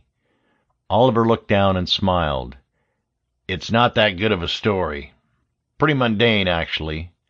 Try me." Oliver pulled the bottle of scotch in and took a sip. "When Stark hit me up, I was laying brick outside of Philly. Civilian life wasn't really working out that well for me, and I honestly had no idea what all of this," he spun his finger in a little circle, "would turn out to be. But I liked the idea he had, so I came with him. You know the story. We did a few scouting trips out here trying to figure out exactly what we were getting into. About a week in, we ended up hiring this guide from Tallsway, the next town over from Harkstaff, to kind of teach us about the Alaskan bush." "That was Ernick and Elise's father, wasn't it?" Oliver smiled and nodded. "Yeah, Savoy. He was a crazy man. Contrary to popular belief, the Marine Corps doesn't make you anything close to a survival expert. If anything, it just teaches you to be at peace with being uncomfortable for long periods of time. We spent 3 weeks with this guy, and he taught us a lot. I mean a lot. About everything from the local hunting game, what kind of wood to build with, and the best ways to keep from going crazy in the winters. We liked him so much that by the end of it, Stark tried to give him a cold $1,000,000. Stephanie snorted. She, along with most of the homesteaders outside the immediate group of founders, had no idea how much money Stark had, only that it was a lot, and that he had no qualms about spending it. Savoy told him to fuck off, and refused to take anything over his standard fee. So, we asked if there was anything we could do for him to repay the lessons he'd taught us. He told us to come stay with him at his home for a week and help him build a new doghouse. Yeah, at first I thought he meant like a little Snoopy shack too, but Savoy had what was basically a small barn to house his mutts. There must have been at least 30 of them, and he trained them all as sled dogs. So we show up at his place after 2 weeks in the forest, and the first thing I see when we pull up is this girl sitting on the porch, with the nicest pair of tits I've ever... Oh my God, shut the fuck up. Okay, Oliver laughed. Stephanie realized that she'd never really seen this side of him.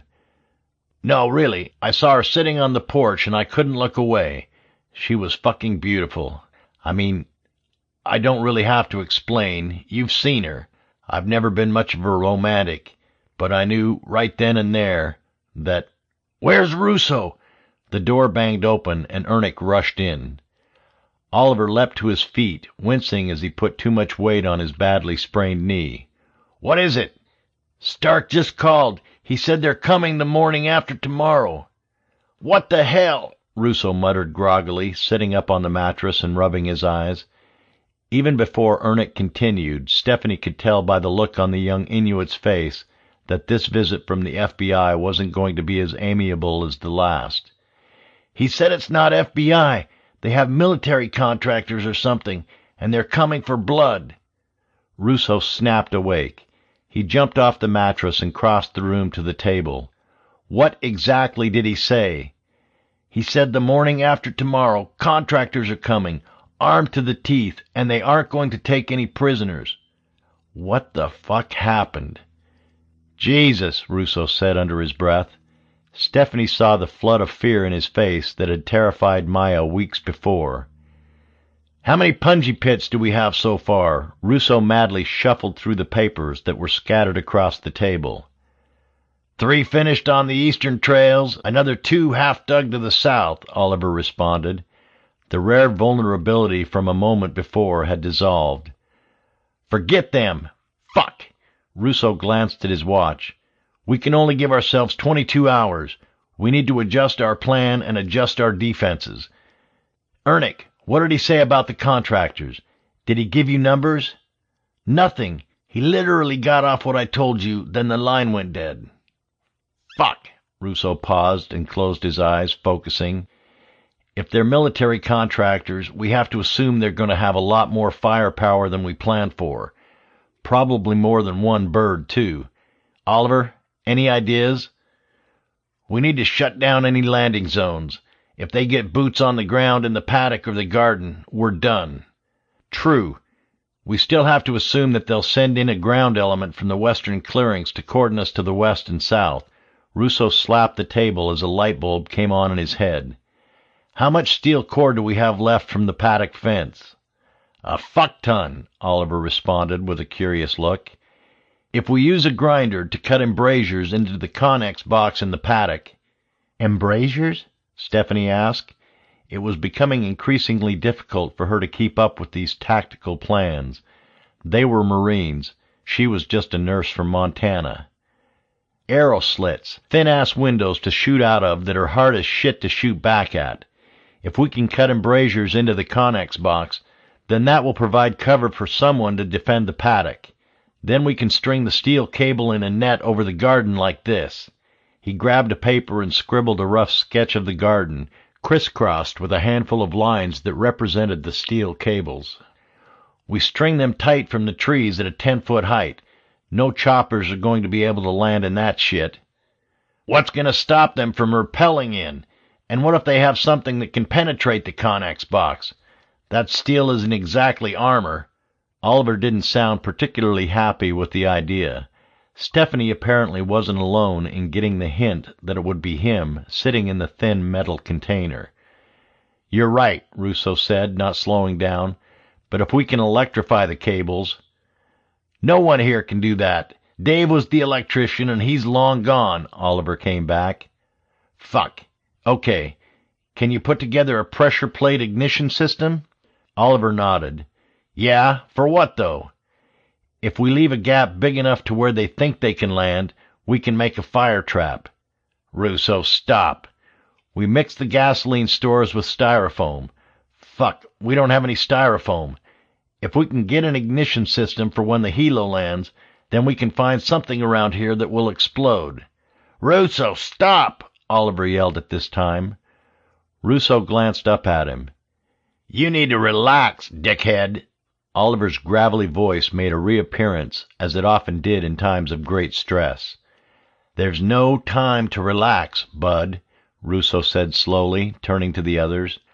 "We only have an hour to plan out a full defense against an unknown enemy, then another 21 to put it in place. If anyone has any bright ideas, now's the time to share." "We can't keep them from roping out of the helicopters," Ernick said after a moment of silence. He was eerily calm, staring at the scattered plans before them. "And we can't leave right now, or even tomorrow. If they get the hint that we're not here anymore, then they'll have the Canadians combing the border searching for the rest of us. We need to stick to the plan. We need to wait until the last possible second when they think they have us cornered, then burn it all and disappear in the smoke." "Agreed," Oliver said. "Yeah." Russo nodded, then pointed to a drawing of the wire-netted garden. "I honestly believe this'll make it awkward enough for them to get boots on the ground, especially with us taking potshots at them." Oliver nodded. "So we string the wire tonight. We're going to need to get moving." "You and I," Russo said, pointing at Oliver. "We'll do that now. Even if they've got a satellite watching us, the darkness should cover our movement. Ernick, I need you to gather every piece of flammable material and arrange it on the western side of the river over by Stark's cabin. When the time gets close, we'll soak that shit in kerosene and gas. I get the feeling those pines are going to go up no problem. Stephanie?" She looked up from the papers in surprise. Though she was keenly aware of the events unfolding around her, she felt entirely detached from reality. "I need you to make a half a dozen dummies. Use blankets and shit from the residence hall to stuff clothes, then stage them in the stables." "Why?" she asked, her voice weak. "When we light this place, we're going to need diversions. We set the horses free and they'll scatter. If it looks like there are riders on their back, it'll take those helos a while to realize it ain't us. Let's go." Russo waved at Oliver to follow him. Together they bolted through the door, Ernick in pursuit. Suddenly Stephanie found herself alone in the giant hall.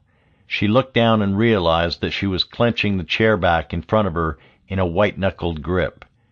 She released it, and her hands began to shake. Reality set in, accompanied by a wave of nausea. She vomited hot bile and scotch onto the floor, then collapsed next to the putrid puddle and curled into a ball. This was it. There were men coming to kill them. The boys were preparing to light a whole forest on fire. This was absurd. Hadn't it just been a backup plan? A what-if? Now it was painfully real and absolutely terrifying. Why had she turned back? Why wasn't she safe and warm with the others, with a mountain between her and all this mayhem? Why the fuck had she come here in the first place? She cursed herself and squeezed her legs tighter against her heaving chest. All the bravado and confidence was gone from her mind, replaced by an overwhelming sensation of doom. She wished Stark was with her. He always had an answer. She knew he was full of shit half the time, but his confident words were the only thing she could imagine soothing the deep-rooted terror she felt ripping her mind apart. Beyond the thick table leg in front of her, she saw the intricately carved mural of a lion-skin-clad woman thrusting a spear into a rearing bear. Stark had etched it into the Kutla's wall the previous winter, insisting through the whole process that it was purely ornamental, but everyone had joked about the snarling woman's striking resemblance to Stephanie. She remembered the night he finished it.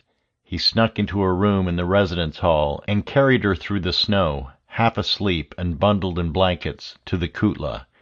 He told her that it was his favorite of the dozens of carvings that spanned the hall, and that he only wished that he could have captured more of her raw power. She'd laughed at him and insisted that he'd completely misjudged her, but he'd refused to believe it.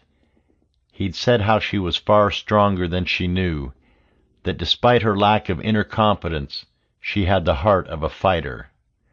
At the time, Stephanie had brushed off the comment as a means for Stark to get laid, but now, looking at the ferocious woman standing against the massive, snarling bear, she took it to heart and willed it to be true. She rose. She walked out of the kutla as calmly and steadily as her shaking legs would hold her. There were defenses to prepare. Leonardo woke with a start. The banging on the door was incessant. He could hear one of his agent's voices yelling beyond it. He sat up too quickly, and the room around him spun. Crimping his eyes shut and shaking away the instant nausea, he stood and unlocked the door. It shot open, nearly sending him toppling backwards. Agent Kristoff's plump frame filled the entryway. "Agent Leonardo!" Kristoff panted out, grabbing the wall and slumping over.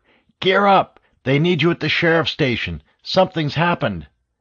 Leonardo grabbed his pistol from the desk beside the still-playing TV and kicked Tomlinson, who looked up with beet red eyes.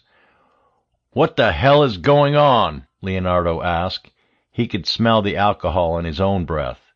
"Stark's taken hostages," Kristoff wheezed. "He's demanding to speak with you." No, not tonight." Even with the rush of adrenaline that accompanied the news, Leonardo could still feel the rum fuzzing out the edges of his thoughts. Drinking had been a mistake, a moment of agitated self-medication which he seldom indulged. Now he was fucked. He was still drunk. "What the hell is going on?" Ferrara groaned from the corner, trying to stand, but stumbling back and knocking a lamp off the nightstand.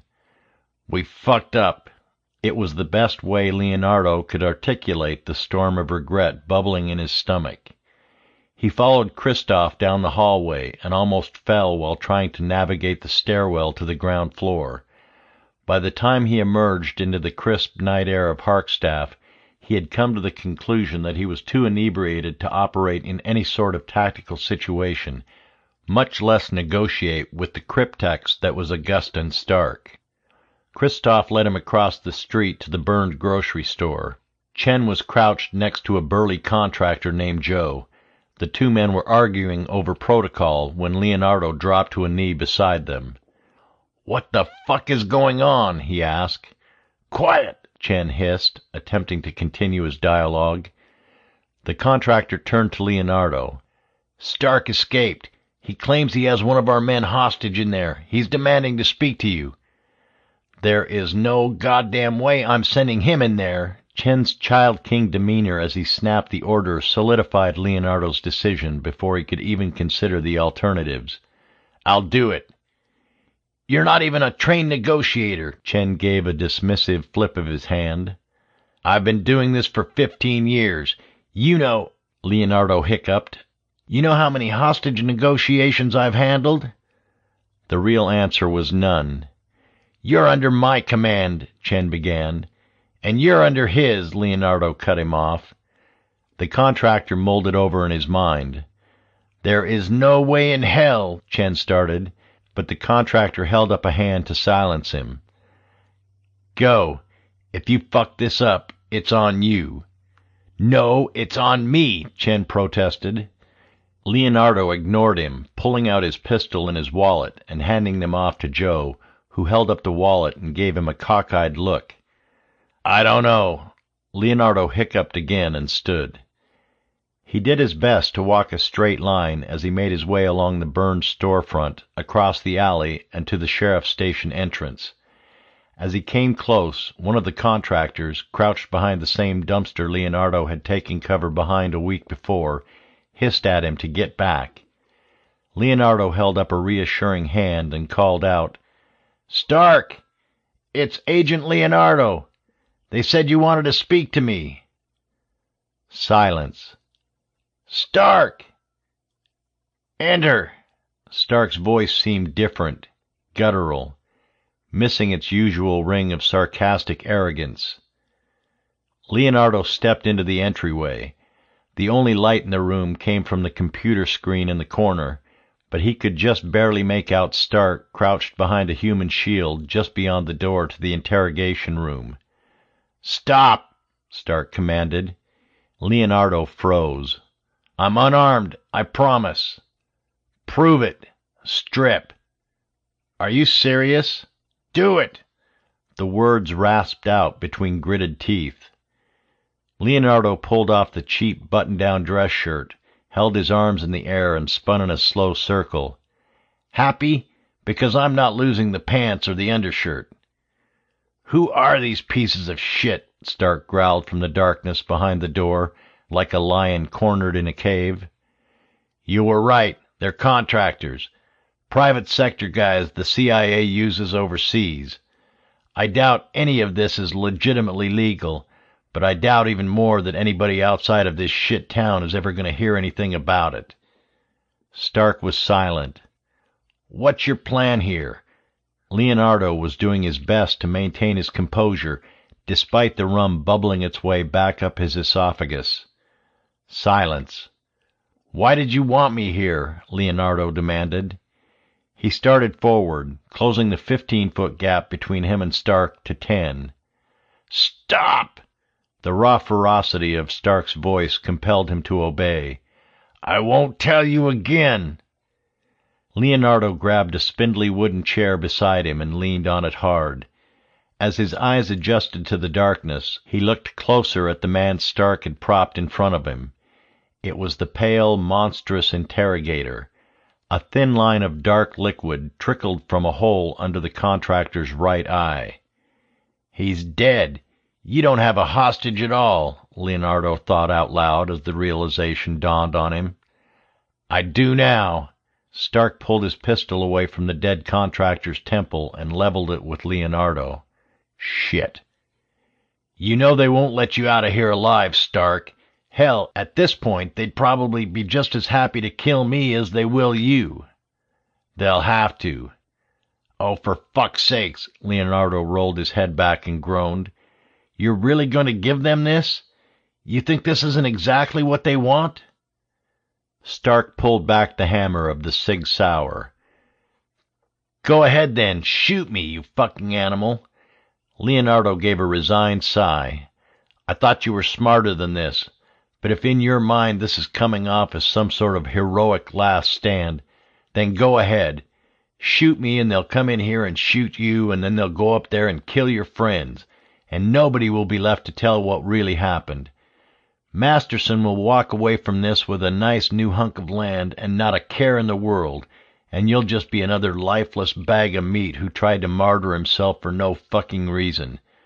Pull the trigger, you stupid little shit." The room was silent, but Leonardo could hardly hear Stark's sharp breathing over the sound of his own racing heart. Maybe it was the liquor. Maybe the previous week's ordeal had changed something in him. He didn't know, and in that moment he didn't care. Stark wasn't going to kill him. It would be stupid, irrational, moronic. If there was one thing Stark had exhibited in his dealing with Leonardo, it had been an incredible amount of self-control in the face of a threat. "Pull the fucking trigger!" Leonardo flung the wooden chair with all his strength through the door, immediately lunging in after it and throwing all his weight into a football tackle. He slammed hard into a massive body, pinning it against the wall, entirely unsure whether it was Stark or the dead contractor. Reaching out blindly, Leonardo grabbed a headful of matted, wet hair and pulled it toward him. He balled his other hand into a fist and brought it crashing down. The punch landed, then he felt his legs fly out from under him. It was odd, amidst the rush of adrenaline, amplified by the alcohol-fueled indifference to his own health, the sensation of falling affected him more than the mind-shattering impact with the cold, wet concrete floor. In a second, Stark was atop him, pinning him to the ground and grinding the cold metal of the pistol barrel into his cheekbone. The ambient light from the computer in the next room glinted off Stark's wild eyes. They were shark eyes, dead, empty, soulless orbs. Leonardo stared into them and came to the horrifying realization that he had drastically miscalculated. There was no control there. He was about to die. "Stephanie!" he gargled out as Stark's hand crimped down on his throat. He didn't know why he said it. Somewhere in the panicked flurry of desperate pleas brought on in the face of certain death, the misspelled name scrawled beneath the child's drawing had manifested itself and forced its way out of his constricted vocal cords. Stark's eyes twitched. Leonardo wasn't sure if he was clinging to the last desperate hope of life or if he saw a hint of recognition pass through them. The barrel pulled back ever so slightly, and the grip on his throat loosened. The explosion filled his ears. It drove down their thin canals and smashed against his eardrums with deafening power. Everything went white. Part 3, Chapter 15, August 23rd. The hokey dining room of the Harkstaff Inn had been transformed into a headquarters for the contractors. Leonardo sat in the last of 5 rows of folding chairs, trying to listen over the incessant ringing in his ears as the contractor named Joe outlined the plan for the next morning's incursion into the homestead. Despite the relatively warm temperatures, the National Weather Service had issued a blizzard warning for the next afternoon. Joe kicked off the brief with an assurance that they had only the morning to conduct the raid and secure the homestead for the FBI, then be wheels up and departed from Harkstaff by noon. The timeline may have seemed ridiculous, but the mission outline itself took the cake. The 8-man FBI team would be split into 2 groups, each 4-man team reinforced with contractors. Leonardo, along with Ferrara, Tomlinson, and Kristoff, would make up the FBI component of the unit that would land in the clearing along the northern edge of the lake that separated the valley from the tundra. They were to push northeast and arrive at the river that skirted the homestead by approximately 8 a.m. There, they would set in a cordon to keep the homesteaders from escaping south. A team of 12 contractors would land in the westernmost clearing marked by Masterson's burned helicopter and push eastbound directly into the homestead. 2 teams of contractors would fly in low over the treetops above the compound and provide covering fire, landing and dismounting a 6-man team each if the opportunity arose. The latest satellite imagery provided by the military showed that the homesteaders had established some sort of grid system over the garden area. Joe guessed it was a primitive attempt to keep them from landing. He ordered his men to be ready to rappel down if the occasion called for it. Lastly, Joe called on Chen and the other 3 remaining members of the FBI team. They would accompany him and the rest of the contractors to a remote clearing on the opposite side of the mountain. They were to disembark that night. "You can't make it over that mountain on foot in 10 hours, Ferrara pointed out. "Don't worry about that. You do your jobs and be in your assigned positions by 0800, Joe told her. It didn't make sense to Leonardo. The contractors seemed to be under the impression that they could scale the mountain, make it down the other side, and meet the westernmost element in the middle, coming into the homestead in a pincer move. Leonardo had been there. He had seen the terrain and was entirely sure such tactics were flawed from the ground up. But he remained silent. A big part of him hoped the contractors would fuck up. He had no illusions as to their goal, to wipe the homestead clean, leaving a pile of bodies to bury along with any evidence of their involvement. When Ferrara spoke up again, asking about the rules of engagement, Joe motioned to his men with a chuckle. "Same as Libya," he told them.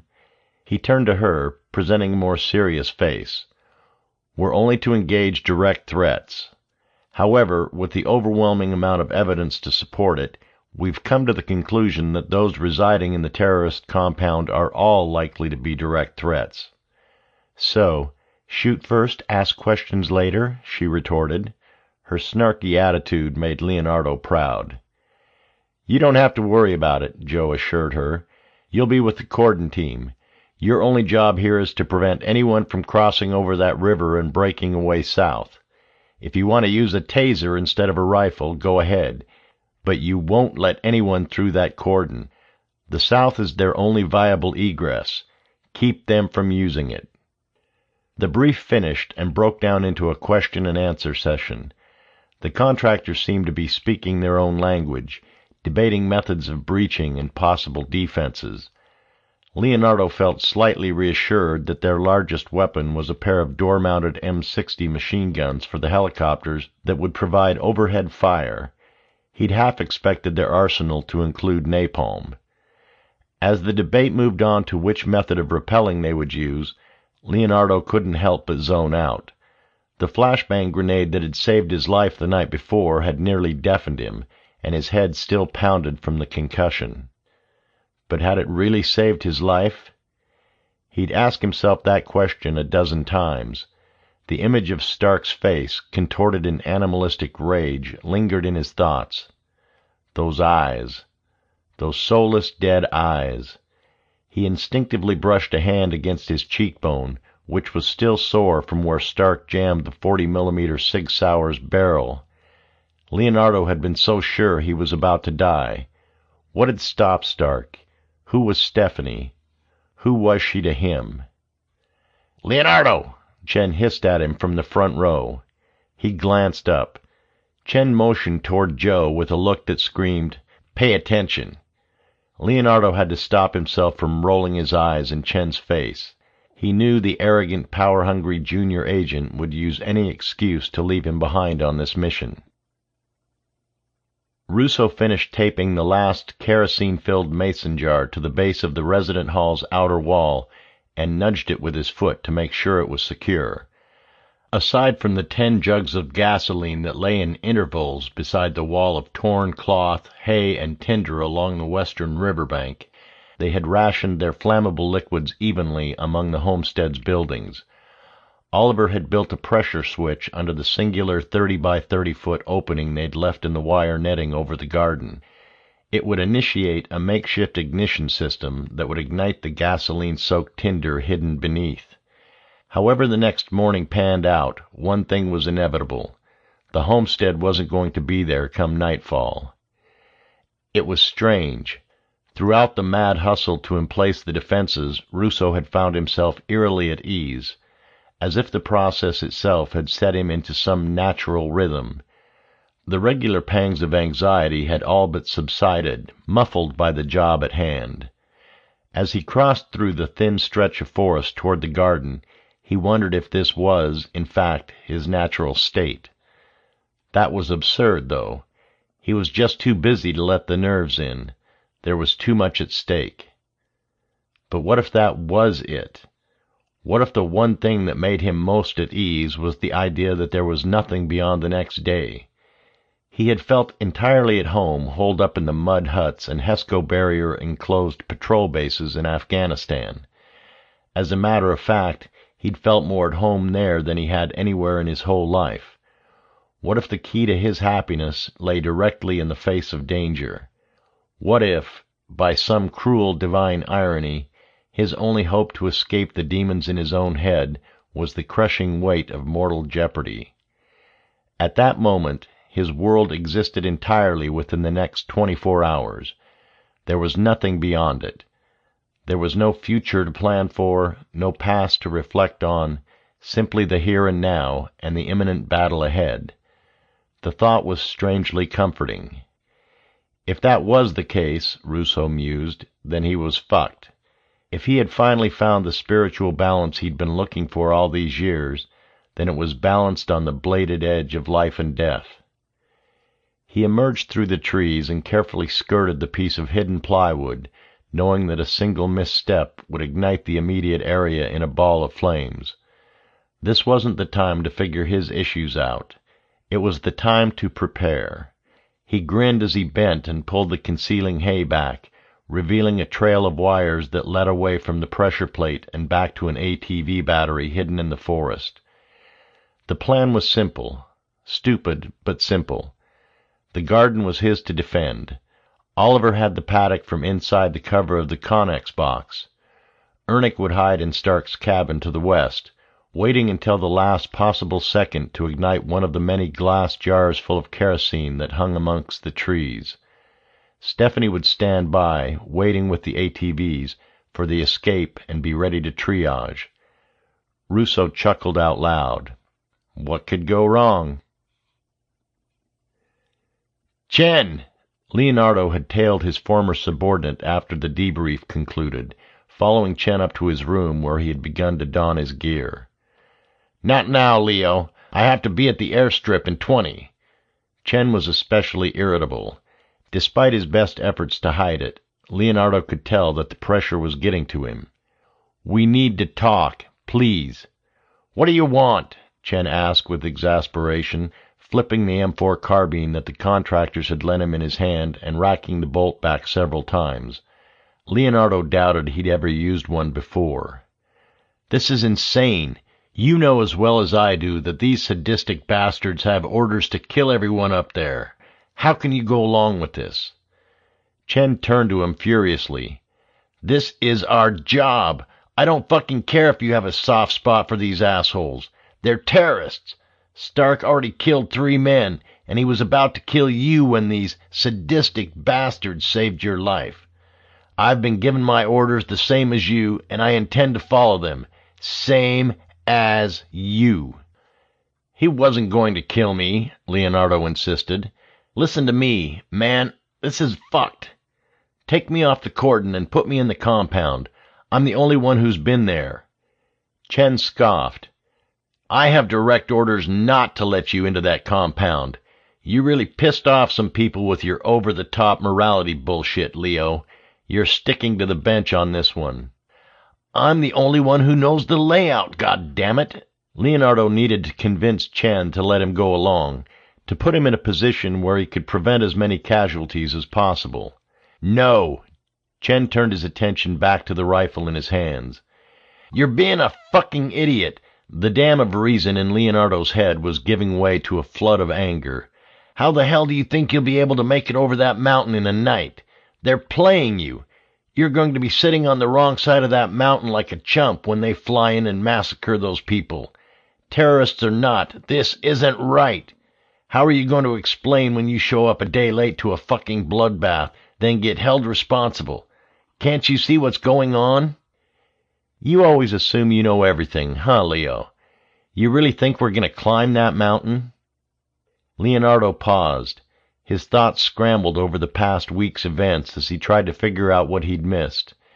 Chen seemed to revel in the confusion on his face.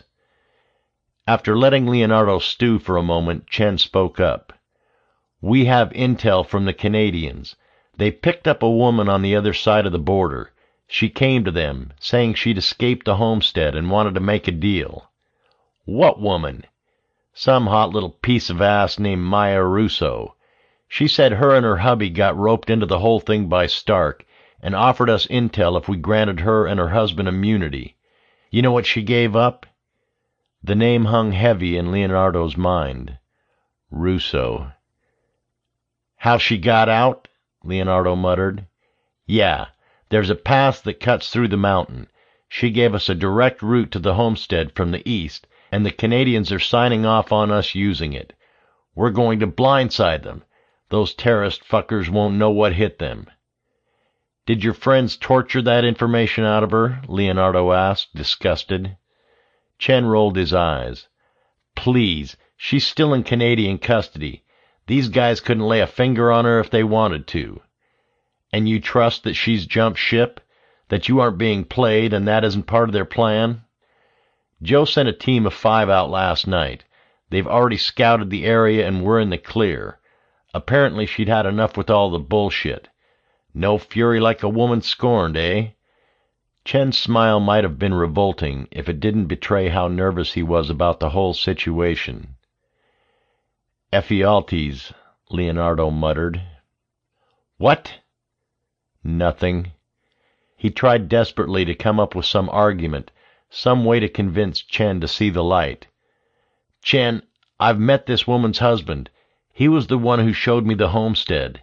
I can tell you with complete honesty that I do not believe he is the type of man you think he is.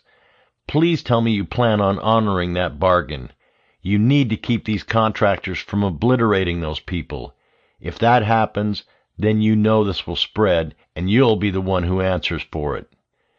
Chen pulled on a heavy flak jacket, another item lent to him by the contractors, and clipped the buttstock of the M14 to a carabiner on its front. He looked up at Leonardo and shook his head. You're bitching about stupid shit, Leo. The director has already assured me that whatever the outcome, it will be dealt with accordingly. As long as I follow the contractor's lead, we'll come out clean. Why are you having such a hard time following that? The antagonism in Chen's voice had waned.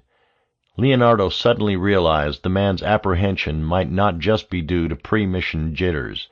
He thought he saw some shred of mortality breaking through Chen's pompous exterior. You want to know where my head is at, Chen? Leonardo asked, trying his best to appeal to the man's emotions. We were sent here on a wild goose chase to help a corrupt man steal a piece of land. Things got shitty, people on both sides died. Now a bunch of bureaucrats who've never spilled a drop of blood in their lives are sending us to slaughter a group of people who haven't been convicted of anything. People who haven't even been given so much as an opportunity to explain themselves. They put you in charge when I resisted, and they're going to use you as a scapegoat when these trigger-happy assholes disappear into the wind. Ever heard of Waco? That's where my head's at right now.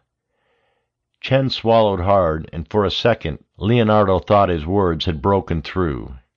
I told you, I have personal assurances from the director that whatever the director is complicit in all of this.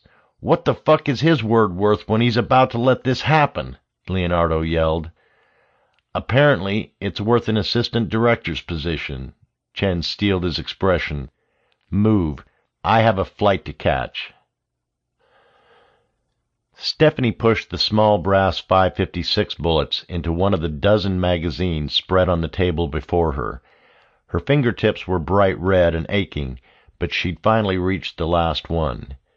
Next to her, Oliver hummed as he gleefully distributed his own loadout, 150 caliber rounds for the hulking Barrett 82A1 that rested on the ground next to him. She eyed the massive rifle. Never in the 3 years she'd spent in the homestead had she seen it, and she had the sneaking suspicion that the boys had kept it hidden on purpose. We brought it up when we first started construction, Oliver said, noticing her staring. Why? We figured it would be good to have around in case of bears. I mean, one shot from this baby. Phew! He pantomimed an explosion with his hands. But in the end, we figured out that the best way to take the bear is with a good old-fashioned hunting rifle. Doesn't destroy the meat. We've never eaten bear. You've never eaten bear. Neither have you. Shut up, Oliver grumbled, snatching the magazine out of her hands and looking down the twin rows of ammunition inside. You should be loading the tracers every 5 rounds. Those ones with the red tips. That way, if you see something we don't, you can point it out to us. Forgive me, she said sarcastically. I'm new to this. She'd been on a roll since the night before. After her brief episode of overwhelming panic, she'd made it a point to fake confidence for the sake of the others. In the past 22 hours, she'd made the dummies, helped build the flammable wall along the far side of the river, rigged the barn with enough gasoline to burn a whole town, thoroughly trashed everything inside of the BAS, and most importantly, she'd almost managed to convince herself that everything would be okay. She took the magazine back from Oliver and finished loading it, then reached over and plucked one of his 50 caliber rounds off the table. Its cold metal casing filled her entire hand. Have you ever seen one of these hit someone? She asked. Oh, yeah, Oliver gave a deviant chuckle. She immediately decided to let that line of questioning end there. The duo continued to prepare. Just as her stomach began to grumble, Russo's voice came over the radio, clipped to the belt of her jeans. "Guys, what's your favorite meat?" They looked at each other, each knowing the other's response. "Venison, duh," Stephanie said into the radio, drawing a grin from Oliver. "My girl, when you're done in there, come out to the fire pit. Ernest's got the spit set up. I'm going to grab some meats from the cold storage in the BAS. Stephanie, you didn't destroy the cold storage yet, did you?" "No," she responded. "I figured we'd have one last family dinner." In reality, she'd totally forgotten the subterranean storage area dug into the BAS's basement, but she was glad she had. Half an hour later, after she'd finished modifying her favorite winter jacket with a half a dozen pockets to hold the freshly loaded magazines, Stephanie and Oliver emerged into the cool night air and crossed the empty compound to the fire pit. Ernest and Russo sat on chairs they had brought out of the residences, and Stephanie noticed they'd dragged Alwan's oversized recliner out for her. She sat, sinking into the soft leather with relief. Aside from Russo's short nap the night before, none of them had slept in what seemed like forever. The rich scent of the slowly spinning venison flank rolled over her, and she smiled at the others. What a fucked-up little dinner party. "Like you said, Steph, our very own Last Supper," Russo chuckled. "If only Stark was here to paint us," she mused. She looked over and saw Oliver staring absent-mindedly into the fire. The knowledge that the party carrying his son and wife still hadn't reported in was eating away at him. "Remember when Okie was born?" Russo asked, clearly sensing the same thing. "No shit, I remember, dickhead." The garbled accent was back. "What was it you said that made her slap you again?" Russo asked with a laugh. "The kid came out, and the first thing you said was, 'Aw, shit,' or 'baby shit,' or something, right?" "It was aw shit," Stephanie interjected. "Alice flipped out. Left a nice red handprint on your face, if I remember right." "She was mad that was the first thing the little dickhead heard," Oliver said with a grin. "Where did that even come from? Like the weird voice and all that?" Stephanie asked. She'd always wondered, but no one seemed to know the answer. "It's from an old internet series, the Tourette's guy," Russo explained. "He was pretty much the first viral star way back before all the social media bullshit. He'd talk like that and just say random shit and flip out for no reason. He was pretty much Oliver, but with more self-control." "Shut up, dickhead." "Okay," Stephanie said, mulling it over. "But why?" "Now that's an enigma," Russo laughed. "We need a drink. I know we used most of the glass bottles for Molotovs, but there still should be a couple gallons of Oliver's piss liquor holed up in the kutla." "It's toilet wine, you jerk," Oliver feigned indignation. "I know where it is. I'll grab it." Oliver left and returned moments later with his questionably edible concoction. He passed a jug to each of them. Russo took a heavy swig, then coughed, spitting a mouthful into the fire, which ignited in a plume of flames. "Jesus Christ! We should have rigged this in the garden," Russo rasped out. Oliver smiled and raised a pinky as he sipped daintily out of his own gallon jug. "Do you think they made it through the mountain all right?" Ernest piped up from where he sat across the fire, sobering the group's attitude. Russo cleared his throat several times.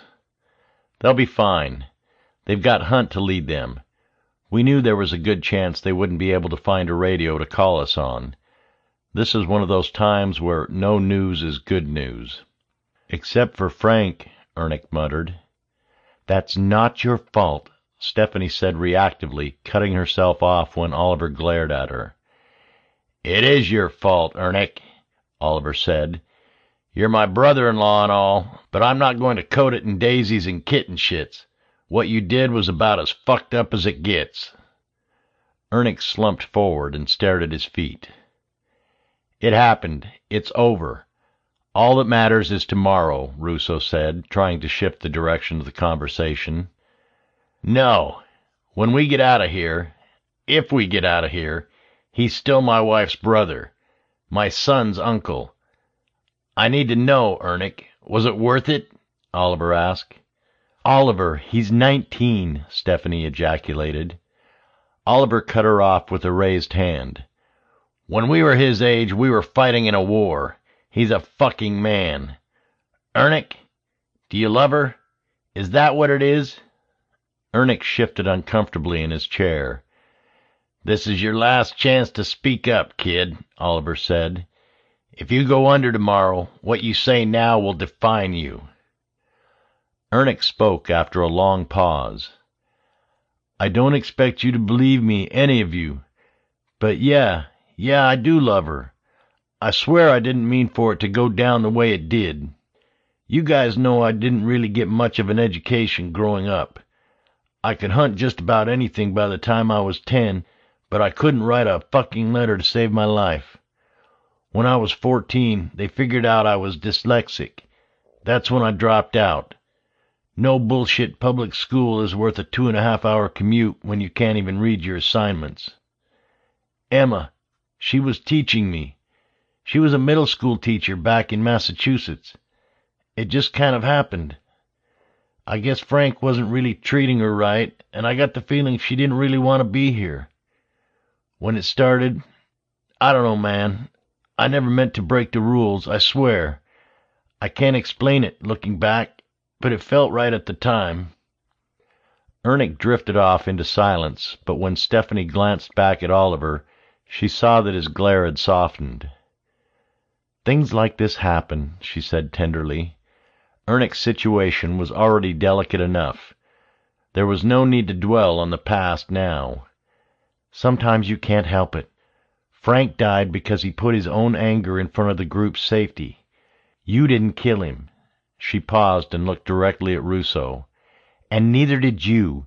He killed himself when he swung that club. All we can do is try and remember him for who he was before all of that, and focus on what's coming tomorrow. What is coming tomorrow? I killed him, Rousseau stated flatly. He chose his path and I put him in the dirt. It happens. He raised a jug. To Frank Erickson, he was a decent man. Stephanie raised her own jug to the odd toast, then recoiled when the lukewarm moonshine rolled over her tongue. Oliver raised his jug again after taking a heavy swig. To Stark, for getting us back in the action. He and Rousseau laughed. They all drank. To the Homestead, Ernick bellowed from across the fire, raising his jug for a third time. Our broken utopia.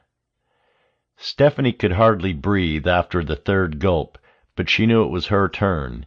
She raised the jug of nasty liquor before her and looked at each of the men.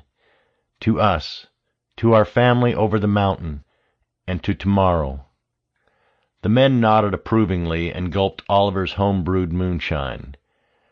That night, the four of them feasted on roasted venison flank, laughed heartily, and regaled each other with memories from a life they knew had come to an end. Afterwards, the men retired. Stephanie had volunteered to take the first shift of watch while they slept in the warmth of the Kootenai. She sat back in the plump leather recliner and gazed at the stars through the treetops above.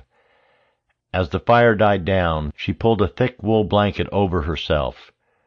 The winter came quickly in this part of the country, and despite the fact that the days were still moderately warm, she had little doubt that the first snow would come soon. As she stared upwards at the glimmering dots in the sky, her mind wandered to Stark. He was alive after all.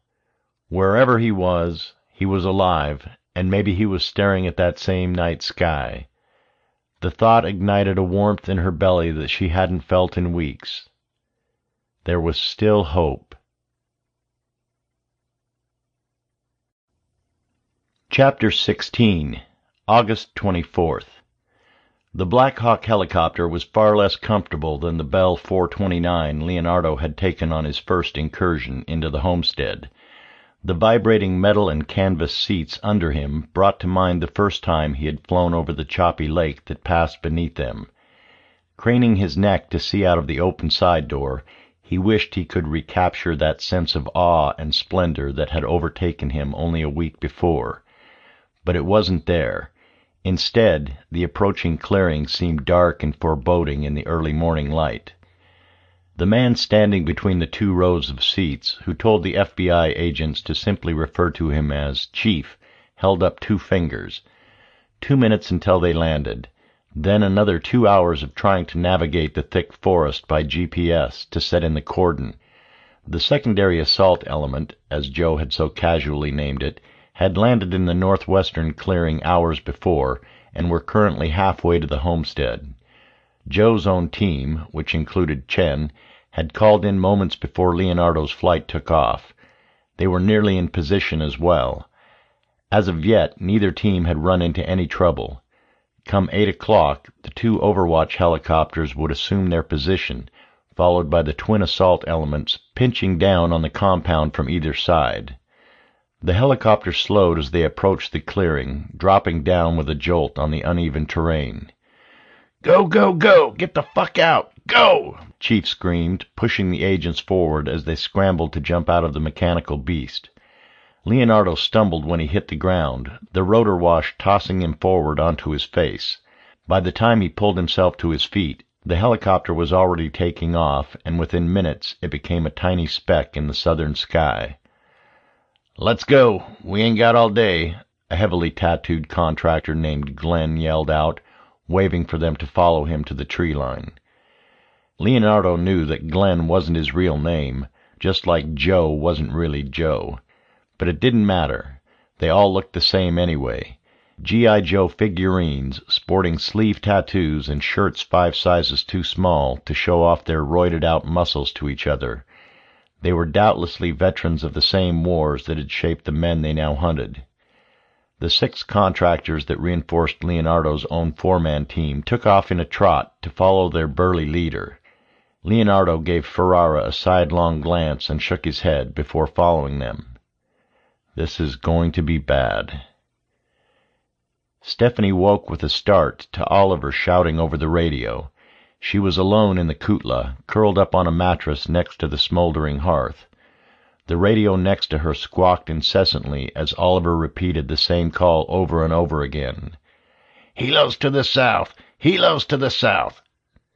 She threw the wool blanket off and quickly donned her modified jacket, checking to make sure all the magazines were secure before pulling the straps of her medical pack over her shoulders. Her mind raced over the situation at hand. They were here. This was it. She grabbed her AR-15 from the table and sprinted out of the kutla, stopping immediately outside and scanning between the treetops. Nothing. Then she heard it. A faint chopping reverberated through the trees like a nightmarish war drum. The noise grew quickly until she made out 2 helicopters approaching low through the bristly pine tops. Oh, Christ. Oh, Jesus fucking Christ. The facade she'd put up gave way, and suddenly it was hard to breathe.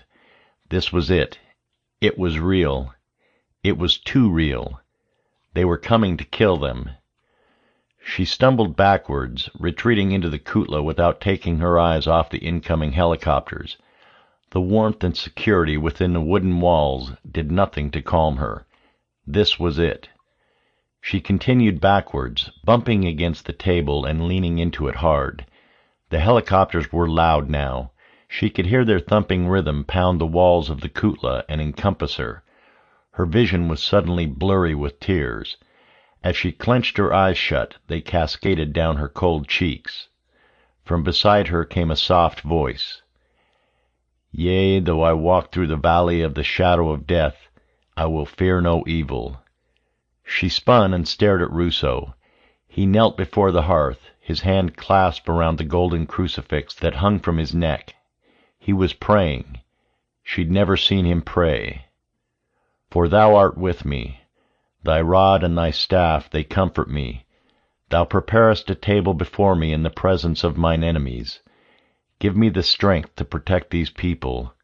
Please, give us the strength to do this."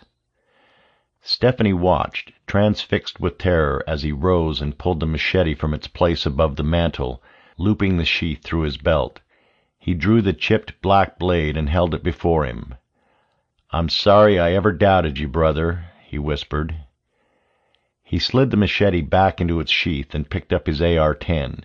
He turned to Stephanie and saw the horror in her face, then smiled sadly. "Just stick to the plan, Steph. If it goes to shit, take an ATV and run. Don't look back." With that, Russo disappeared through the door into the suddenly overwhelming brightness of the sunlit forest beyond. 5 minutes, Russo muttered to himself as he jogged through the forest toward the garden. The look on Stephanie's face had made him more nervous than anything else. He needed her to keep her shit together. The one thing that could undo all of this was the terror-stricken woman giving in to her panic. He reached the wooded edge of the clearing and took his position, crouching behind a thick alder trunk and glancing at his watch. 4 minutes, 27 seconds. The timer ticked down slowly. 4.5 minutes until they were atop their ATVs, barreling away through the trees, leaving a fiery mess of chaos behind them, if everything goes to plan. The helicopters had done a lap above the homestead and split up. One stuck above the paddock as the other swooped down low over the garden. Russo watched patiently as it came to a hover over the fire trap. The hanging wires had worked. The helicopter was forced to pick the one open landing zone. Time stood still. Aside from the steady rhythm of the helicopter blades, the forest was completely silent. Russo raised the scope of his rifle up to his eye and watched the door along the side of the helicopter slide open. The men inside were outfitted in full battle rattle, black BDUs with ammo-laden flak jackets and rifles slung across their chests. Russo focused on the face of the nearest man as he leaned out of the helicopter and looked down. He was young, maybe Russo's age, with a long, scraggly beard and a shining bald head. In another life, Russo could have been among them, a paid mercenary hired to get off on violence. Hell, at this point, it didn't seem like the worst life path. Russo watched through the crosshairs as the man stared at the ground 30 feet beneath him, then crouched back into the helicopter. A rush of adrenaline flowed through his veins. They were preparing to repel. Then the contractor emerged again, and Russo felt his heart plummet as the man tossed what appeared to be a cinder block out the door toward the open earth below. Without hesitation, Russo squeezed the trigger. The rifle bucked into his shoulder, and the contractor collapsed backward out of sight. In an instant, the earth beneath the helicopter erupted in a ball of fire as the cinder block crashed down on the hidden plywood pressure plate. The curling flames launched skyward, licking the helicopter's bottom as it swung wildly to avoid them. "Fuck!" The word was punctuated with the boom of Oliver's .50 caliber Barrett echoing from the paddock, immediately followed by a long burst of machine gun fire from above. So it begins.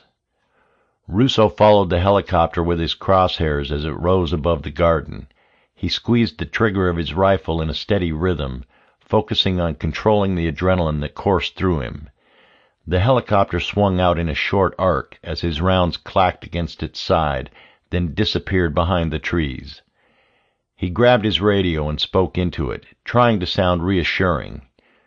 "Ernick, you need to stay calm." Ernick had kept his head during the ordeal in Harkstaff. Now he could only hope the young man would match that as he hid in Stark's cabin. "You've got another 2 minutes before you light that shit. You copy?" "Yeah," Ernick responded nervously. "I got you, man. I haven't seen shit." The radio cut out and keyed repeatedly. Oliver's screams broke through. "The fucking Connex box ain't shit. They're cutting through this thing like paper." Fuck. Russo launched into action, sprinting away from the garden and toward the paddock, where the repeated booms of Oliver's rifle were matched with the rattle of machine gun fire. "Jesus fucking dicks! Jesus fuck, man!" Oliver's voice was desperate and shaky. "Oliver!" Russo huffed out as he cut across the backside of the residence hall. "Oliver, are you hit?" "Motherfucker!" Oliver's roar warbled through the speaker as he unleashed a rapid series of .50 caliber rounds. Fuck this, Leonardo growled as he rose from his concealed position across the river from the small, outlying cabin.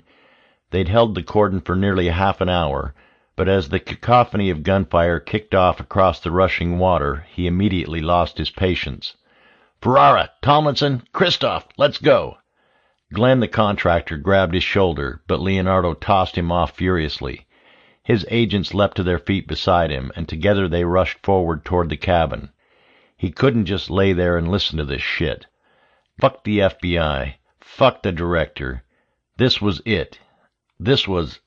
A distinct snap cut through the air, and Ferrara screamed out in pain. She collapsed mid-stride and clutched her chest.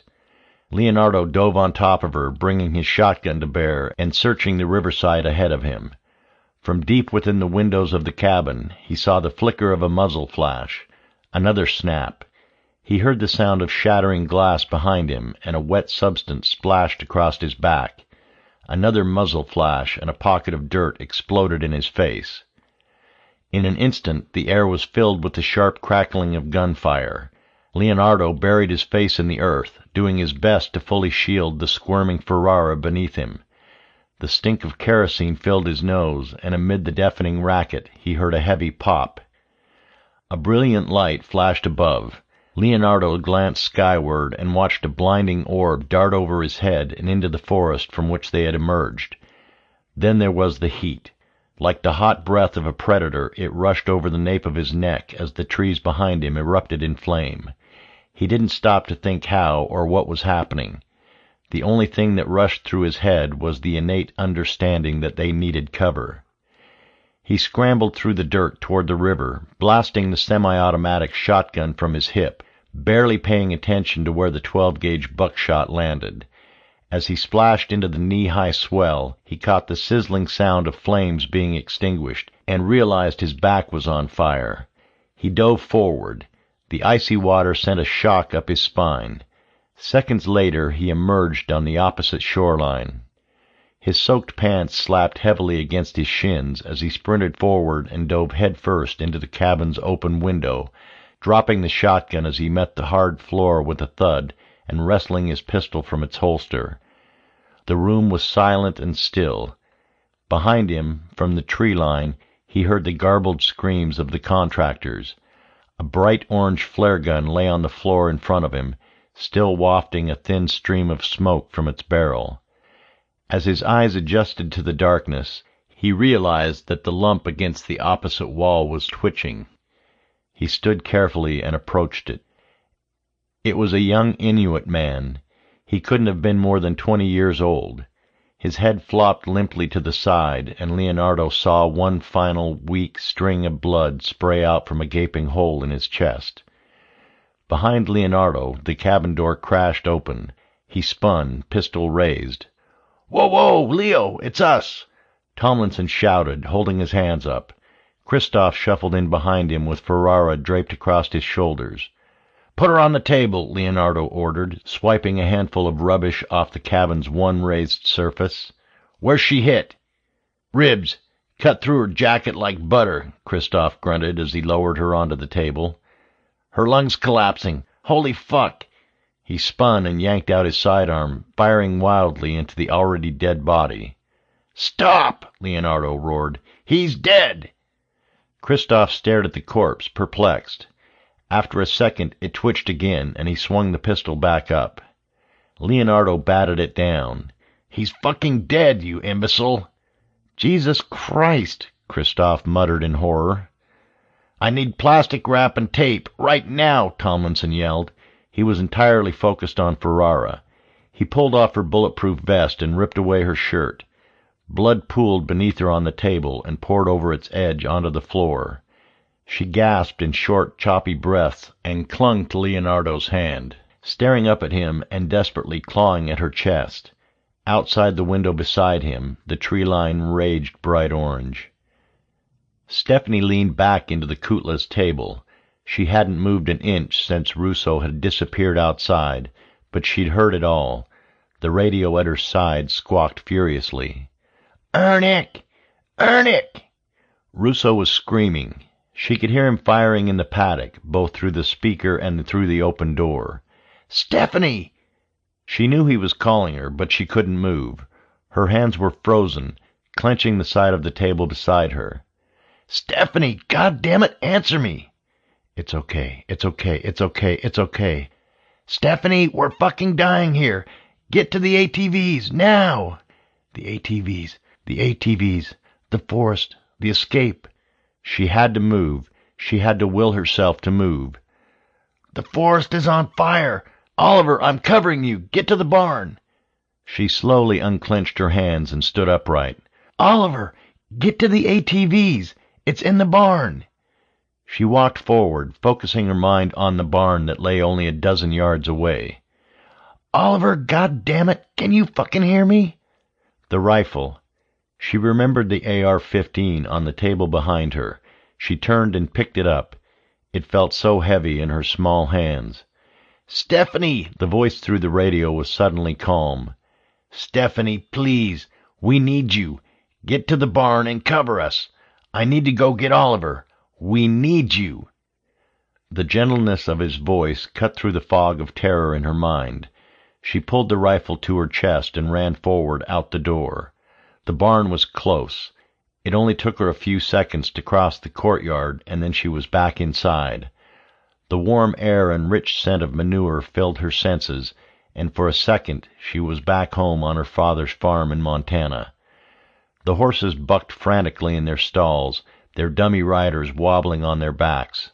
She knew they must smell the same wood smoke drifting in from the west that she did.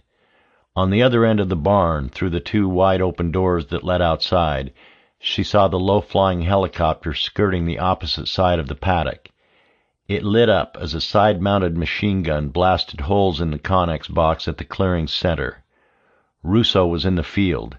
He was running to the Connex box. The machine gun cut off for a fraction of a second, then suddenly the dirt around the sprinting figure exploded in a flurry of gunfire. Russo poured every ounce of his strength into each bounding stride. He'd never been much of a sprinter. In high school he ran cross-country, and in the Marines he was accustomed to regular PT. Even in Afghanistan, in the midst of firefights, he'd always considered himself to be a slow sprinter. But not now. His legs blurred underneath him as rounds snapped by. One glanced across his back, drawing a stabbing pain. Another slammed into his arm, tearing a hole through his bicep. It didn't matter. He was almost there. He reached the Connex box and heaved the door open. A burst of machine gun fire clacked against the heavy door. Oliver lay on the sleek metal floor, illuminated by 100 slivers of light cutting through the bullet holes that riddled the double-layered steel's box side. Oliver lay on the sleek metal floor, illuminated by 100 slivers of light cutting through the bullet holes that riddled the double-layered steel box's side. He was curled in a ball, clutching one of his legs and his stomach simultaneously. He looked up at Russo, his face a mask of confusion. I thought you said this shit was bulletproof, you fucking asshole. Oh, Jesus, I thought it was, Russo muttered, more to himself than to his friend. Another burst of bullets ripped through the container's side, sending him sprawling in the growing puddle of Oliver's blood. The dirt bike that had been Oliver's planned escape leaned against the far wall, but the stench of gasoline immediately gave away the fact that its tank had been ruptured by the onslaught of bullets. Another barrage of fire cut a dozen more illuminated holes in the sidewall. They were pinned down. There was no way Russo would be able to carry Oliver out of there and avoid the machine gun. Stephanie and Ernick weren't responding. This storage container would be their coffin. He looked up at Oliver, who gave him a pathetic smile. I guess this is it, huh, dickhead? Oliver croaked out in his gravelly voice, wincing as he spoke.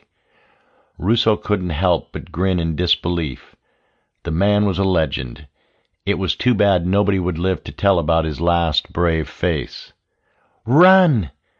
At first, Russo thought he'd hallucinated it. He grabbed the radio from his belt and held it close to his ear as another barrage tore through the steel. A jagged piece of shrapnel drove into his arm. Run! Now! It was Stephanie, and it was real. Without hesitation, he leapt to his feet and pulled Oliver over his shoulder into a fireman carry. He heard the pop of her AR-15 belching rounds at the low-hanging helicopter. She could feel the spring in the rifle's stock recoiling, and almost believed she could hear it constricting and stretching out under her cheek in slow motion. The deafening noise of its discharge, which had always been so abrasive when Stark taught her how to shoot, seemed non-existent as the distinct scent of burning grease and gunpowder flooded her palate. Her panic had evaporated when she had watched the rounds cut the earth around Russo, replaced by an incredible protective tranquility. Hammered pears, she thought, taking aim at the helicopter's cabin and squeezing the trigger in consecutive twin bursts. The machine gun mounted on its side momentarily stopped firing. She knew its gunner was searching for her. The butt-stop clapping back into her shoulder was calming. She watched as one of her tracer rounds arced over the field and bounced off the craft's windshield. The machine gun began again, and behind her the penned goats screamed as bullets snapped by. Hammered pears. Russo had emerged from the Connex box, Oliver draped over his shoulder. He ran toward her. Hammered pears. The rifle clicked in her hands. She needed to reload. She took a knee and grabbed one of the magazines from her jacket. She pressed the button on the rifle's side and watched the empty one slide out and clatter to the floor. As she calmly replaced it, the machine gun ceased, and the noise from the helicopter suddenly changed. She pressed the bolt release on the rifle's side just as she had been taught. The bolt slid into place with a clack. She brought the rifle back up and took aim. Just as she realigned the iron sights with the helicopter, it crashed sidelong into the opposing tree line with a resounding crunch. She lowered the rifle, watching in awe as the blades snapped off and flew away into the air, while the fuselage tumbled haphazardly to the earth. In an instant, the paddock was silent. Russo stumbled up to her, Oliver's blood cascading over his shoulders and down his shirt. He gave her a bewildered look, then stared back at the mangled heap of smoking metal. "You beautiful woman. You beautiful fucking woman," Russo rambled, unable to believe his eyes. She wasn't quite sure what had happened. Something inside of her had snapped while watching Russo on the verge of death, almost cut down a dozen times on his mad dash to save Oliver. Something had changed inside of her. She found not only the will, but the need to fight back. Nobody hurt her family. As the strange new confidence washed over her, a bullet snapped by. "Come on!" Russo grabbed a flare gun from one of the stalls and fired it into the waiting bale of hay. "Who was shooting? The helicopters were gone." Another round snapped by and glanced the side of her pack, sending her spinning to the ground. She snatched the rifle back up and ran after Russo, slapping open the locks to the animal stalls as she passed. The hay ignited quickly. The room was already filling with smoke as they made it to the other end of the barn and released the panicking horses. Russo laid Oliver across the back of his ATV, which sat ready just inside the barn's side door. "Load up! We're fucking out!" he yelled to Stephanie. She leapt aboard her own, slamming the ignition and feeling the large steel beast between her legs roar to life. "What about Ernick?" she called out above the din. "He knows the fallback plan. If anyone can survive out here, it's him!" Russo yelled back and gunned the ATV out the door. Their plan had been simple: to take one of the 3 eastern hunting paths directly to the mountain pass where they would ditch the ATVs and disappear into the ravine. Aside from Ernick's disappearance, things seemed to be going as planned. But as Stephanie emerged from the barn, she saw something that made her heart stand still. The entrance to the paths, all the paths, were lined with dark figures. Stark huddled against the cold concrete of the cell wall. His heart pounded in his ears. His hands shook almost as violently as his jaw. A warm tingle clawed its way from his arms up to his scalp. The impotent rage that coursed through his veins was amplified by his inability to effect any change on a situation that was doubtlessly unfolding 100 miles away. Any capacity for joy had left him, and he was sure it could never return. His body seemed to be a vessel filled solely with hate. His regularly clear stream of consciousness ran thick with the mud of anxiety, and his thoughts were few and hard to grasp for long enough to formulate an even somewhat comforting thought. This was hell. There was nowhere to go, nothing to do as the people he loved faced the odds of an excruciating death. His chest was strung so tight he thought he might snap. What would happen? What could happen? Would he die? He wished. Anything was better than this. Fuck. Anything was better than this. As a man who believed he'd forsaken the ability to love, he suddenly recognized that he had miscalculated his own hard exterior. He loved. He loved deeply and thoroughly. He loved the family he'd created, his friends, his people. He loved every aspect of them. He loved them with every bit of himself. He realized in that horrible moment of agony that those people he'd devoted every fiber of his soul to were on the brink of death, and not only was he incapable of saving them, but it was his fault, and he hated himself for it. He resigned himself to the hate. He let it corrupt every cell, every atom, every neuron. He let it become his food, his water, his religion, his soul. He accepted it fully, just like he had accepted it 3 years before. He sat alone in the cold, dry cell and stared helplessly at his violently shaking hands. The world didn't exist anymore. Nothing was real except the pain. He vomited, coughing up a thin stream of yellow bile. His stomach clenched. Clouds of confused anger suffocated his brain. He didn't notice the muffled gunshots. He didn't notice Deputy Carr's agonizing scream cut short with a heavy thud. He didn't even notice the door to the sheriff's office swing open or the 3 Hispanic men enter the hallway outside his cell. A familiar voice brought him back from his tortured daze. "Jesus, bro, long time no see." He looked up slowly. His heartbeat pounded in his head, making the visage of the tall, square-jawed man before him throb along with it. "You look like shit," the man said. He was well built, sporting a plain black jacket and a pair of nondescript jeans. In his hands he held a short black assault rifle, its suppressor still pouring a thin line of smoke. "You're too late," Stark muttered, swallowing hard and shaking his head. "Too late for what?" the man asked with a grin. "Never mind." "So that's it? I come all the way up here to see my old boot camp buddy, and you just brush me off? Tisk tisk." The man wagged his finger, then took up a faux hurt look.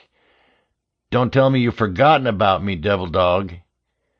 Stark hadn't forgotten the man.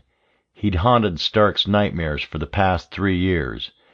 Every night Stark killed this man. Every night he bathed in this man's blood in the moonlight of his dreams. "Juan, you got fat," Stark growled at him. Juan laughed, looking at the stone-faced men that flanked him with a smile. "You always did know the best way to get to people, huh?" "Who the hell are you?" Tulamac spoke up from the next cell over. Juan shook his head and pointed one of the men down the hall. A moment later, the muffled thud of a suppressed rifle sounded. Stark winced as Tulamac let out a yelp. Another thud, then silence. "I do hate interruptions."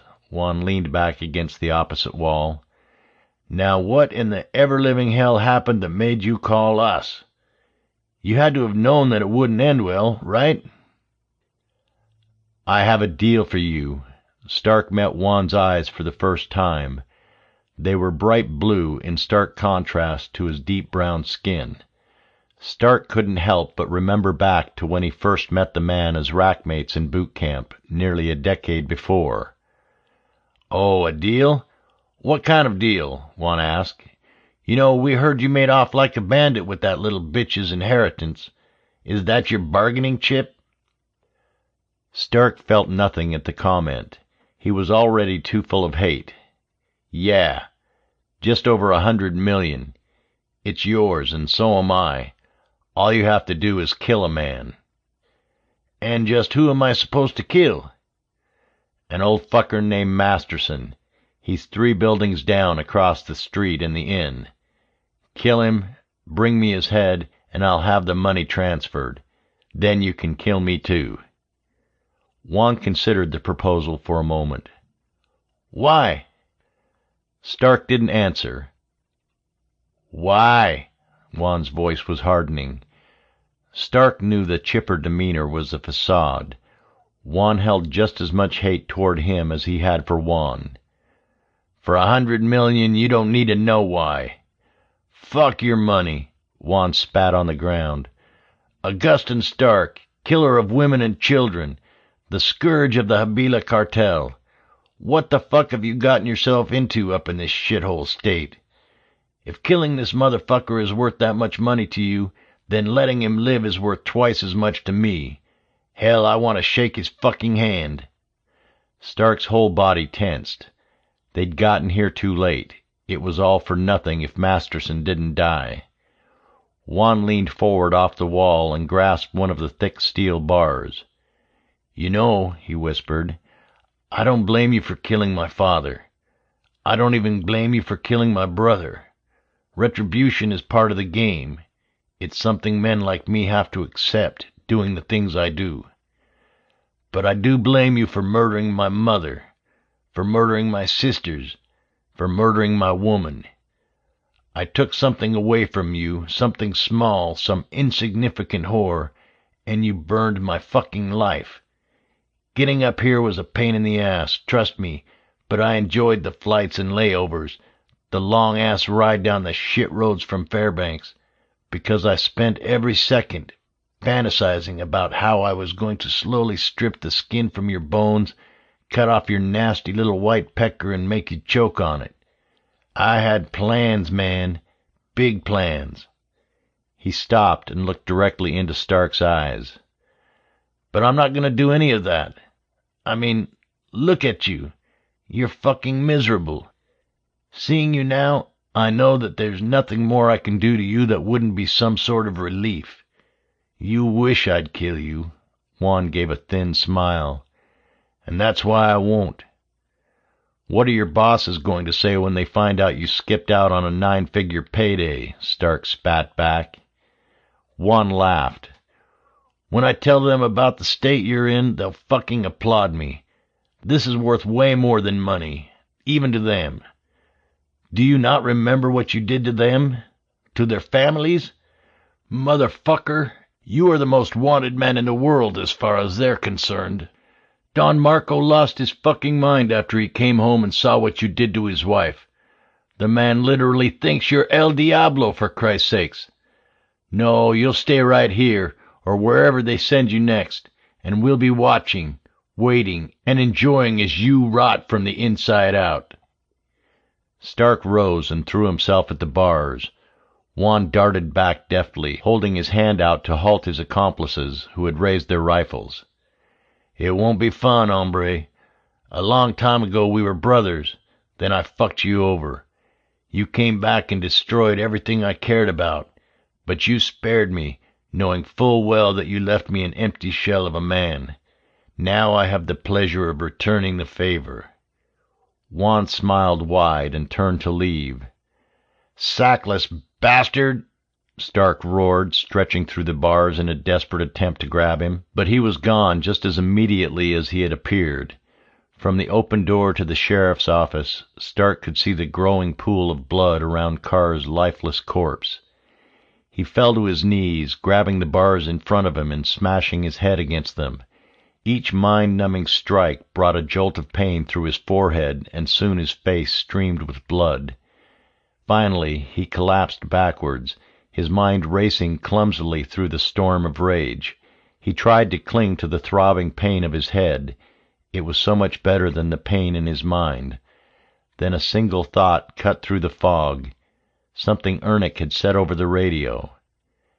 Gen Pop is out. They got out. Stephanie got out. Stephanie was safe. Amid the teeming forces of overwhelming emotions, he decided right there, in that moment, that he was desperately, completely in love with her. At least she's safe. She knew they were trapped.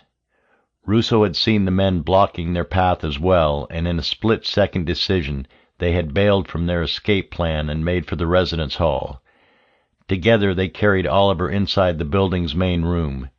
No sooner had they entered than a deep voice projected from beyond the windows to the east. "Stop!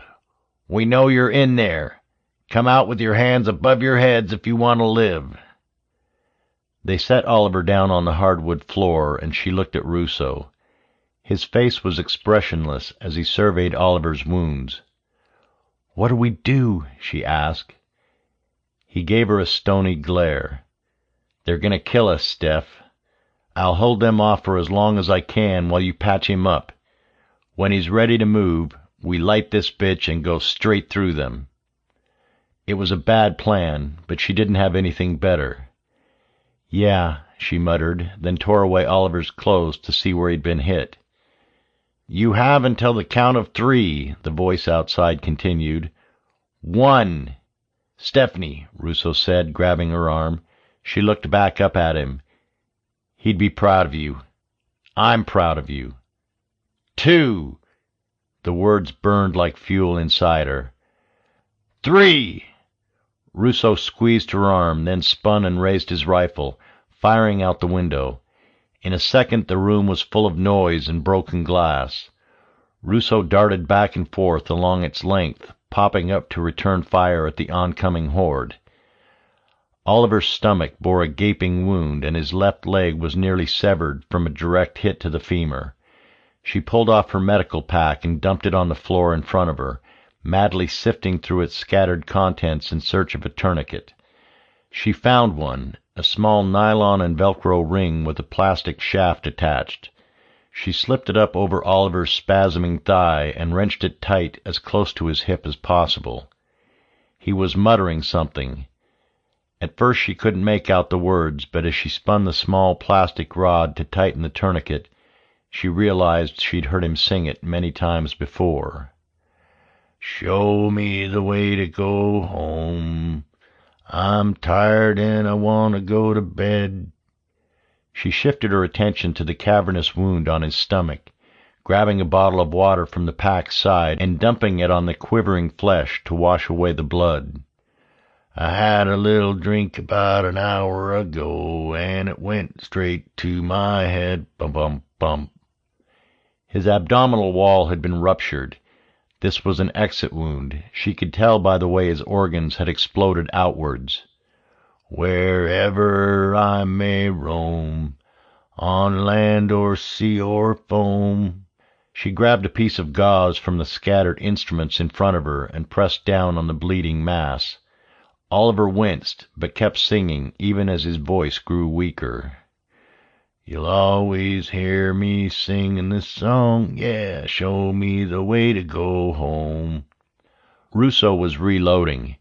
The gunfire from outside stopped, but the threat of countless rifles focused on the windows, waiting patiently for a shot, loomed over them. Stephanie got the distinct feeling that the dark figures outside knew they had the 3 of them cornered, and didn't want to bother wasting any more ammo. "Stephanie," Oliver rasped weakly. She looked up from his wounds and saw that his face was smeared with tears. She'd never seen him cry. Hell, she'd never seen him do anything emotional.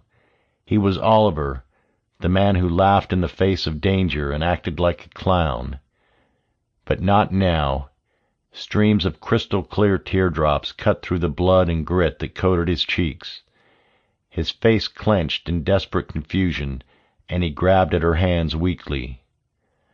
"I don't want to die, Stephanie." His voice was frail and cracking.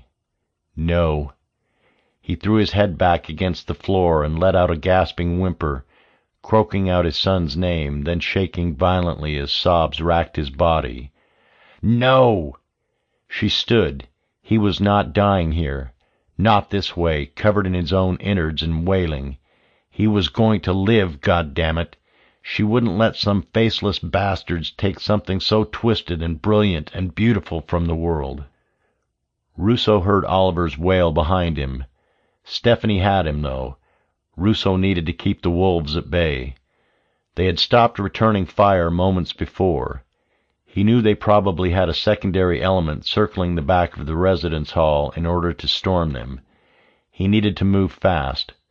Popping up into the window, he fired a quick burst into one of the copses of trees he'd seen a man duck behind. They needed to make a break for it. One of the kerosene jars was just below the window. If he could break it somehow and use the flare gun at his hip, then maybe they could escape behind the flames. There was a snap as a bullet passed by, then something behind him, something thumped to the ground. He ignored it. It could be anything. Please, it could be anything. Please, God, let it be something else. No! Oliver's rasping cry confirmed Rousseau's fears. He turned slowly and saw her. She was laying on her back, her golden-brown hair spread like a halo around her face, a dark pool of blood slowly seeping through it. One arm was splayed out to the side, while the other lay limp across her chest. A single crimson bullet hole marred her beautiful face. The room was silent, and from somewhere outside, Rousseau heard a triumphant voice shout, "I got one!" Oliver gasped in pain as he tried to pull himself up, dragging his body towards Stephanie. Rousseau dropped to his knees and saw a hunk of pink flesh flop out of Oliver's torn shirt. It was his intestine. Oliver pulled himself on top of Stephanie, resting his head on her chest and gasping in short, rapidly weaker breaths. Rousseau watched in stunned silence as his friend's breathing stopped. Rousseau was alone. They'd managed to stabilize Ferrara. Leonardo had ordered Tomlinson and Christoph to get her to the paddock area to be evacuated while he skirted the compounds to find Chen.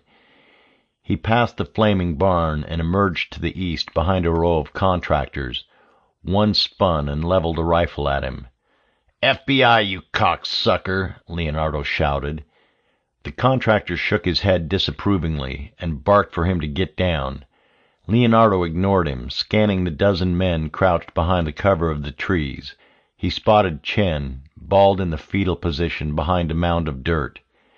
He crossed between the trees, ignoring the constant barking orders of the contractors to get down and take cover. There was no one shooting at them. The residence hall they faced was silent. Chen was shaking uncontrollably when Leonardo grabbed him and flipped him over onto his back. The large man cowered beneath him. "What the fuck is going on here?" Leonardo demanded. Chen stared at him blankly. He was in shock. "He's got sand in his pussy," Joe laughed from nearby. Leonardo looked at the man. He was grinning. This was just another day for him. "We got at least 3 pinned down inside. My guys think they tagged one of them.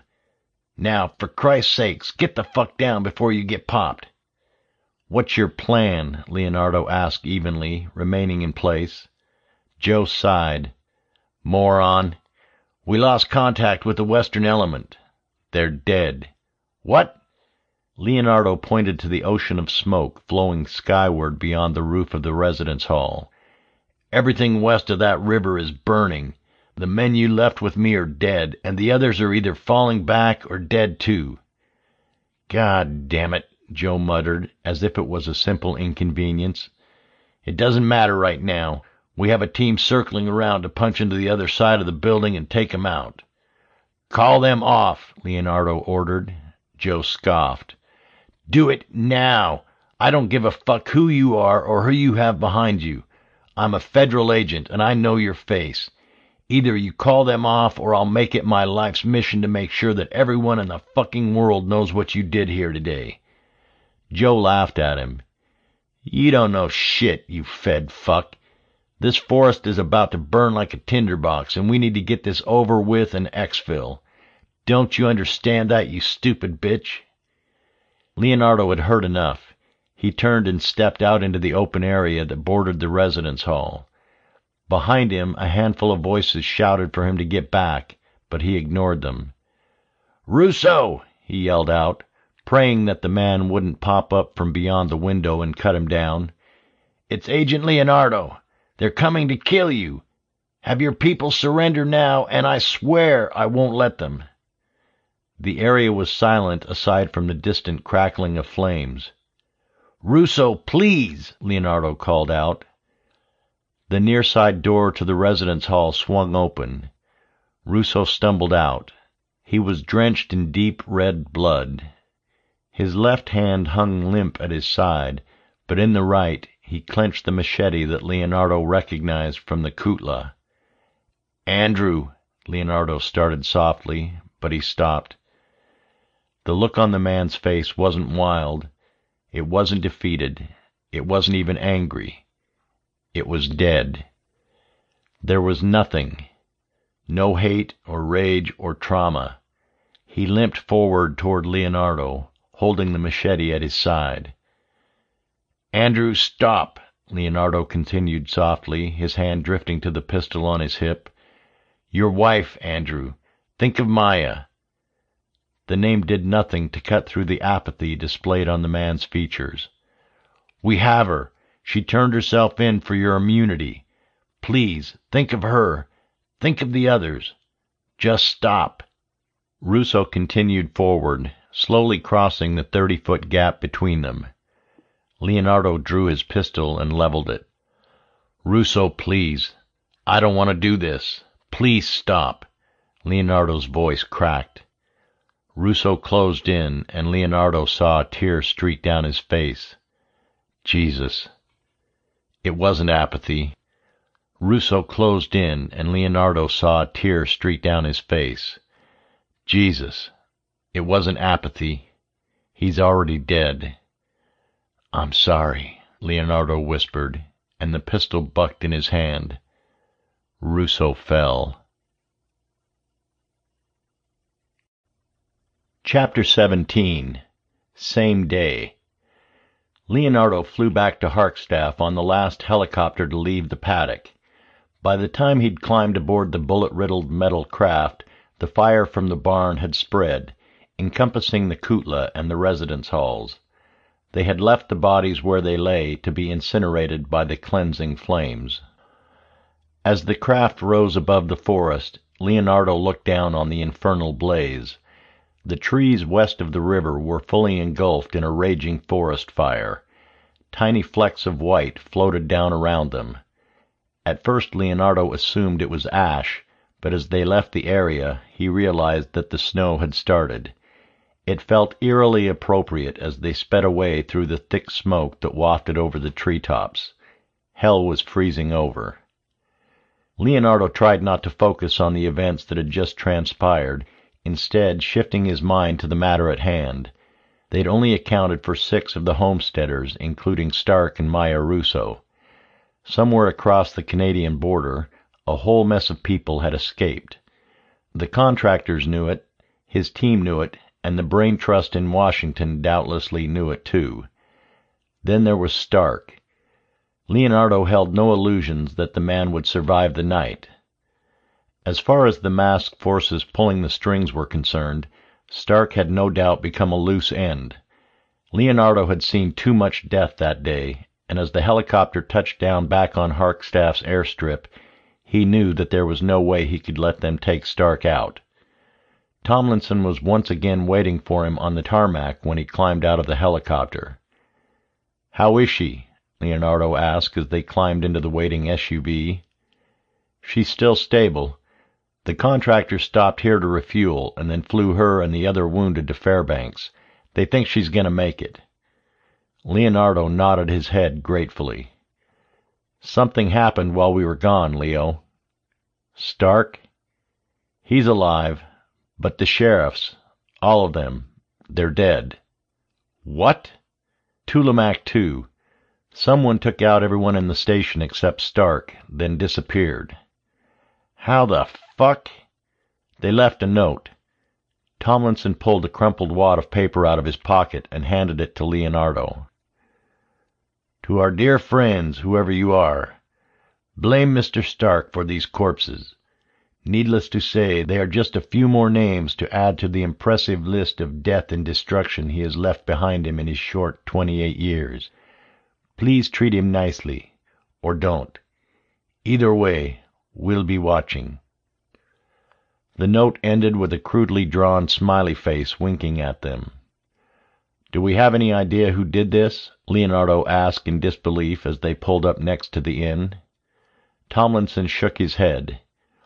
"All we know is that the innkeeper says he saw 4 darkies leaving the station around 10 a.m. Leonardo looked at the sheriff's station down the road.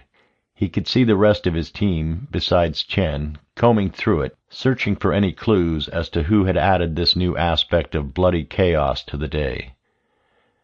"This motherfucker," Tomlinson muttered. Masterson walked out of the inn. His ghoulish subordinate, Franklin Somerset, followed him, dragging an oversized suitcase. Masterson avoided meeting Leonardo's eyes as he walked toward a parked truck. "Masterson!" Leonardo climbed out of the SUV. The man ignored him. Leonardo felt everything well up inside of him at once. He stormed over and slammed his fist against the truck's door as Masterson tried to open it. "Where the fuck do you think you're going?" Leonardo demanded. Masterson stared up at him in feigned shock.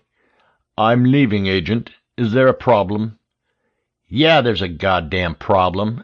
Leonardo came back, then realized that he had no legal ability to keep the old piece of shit from fleeing. "And it is?" Masterson asked slowly.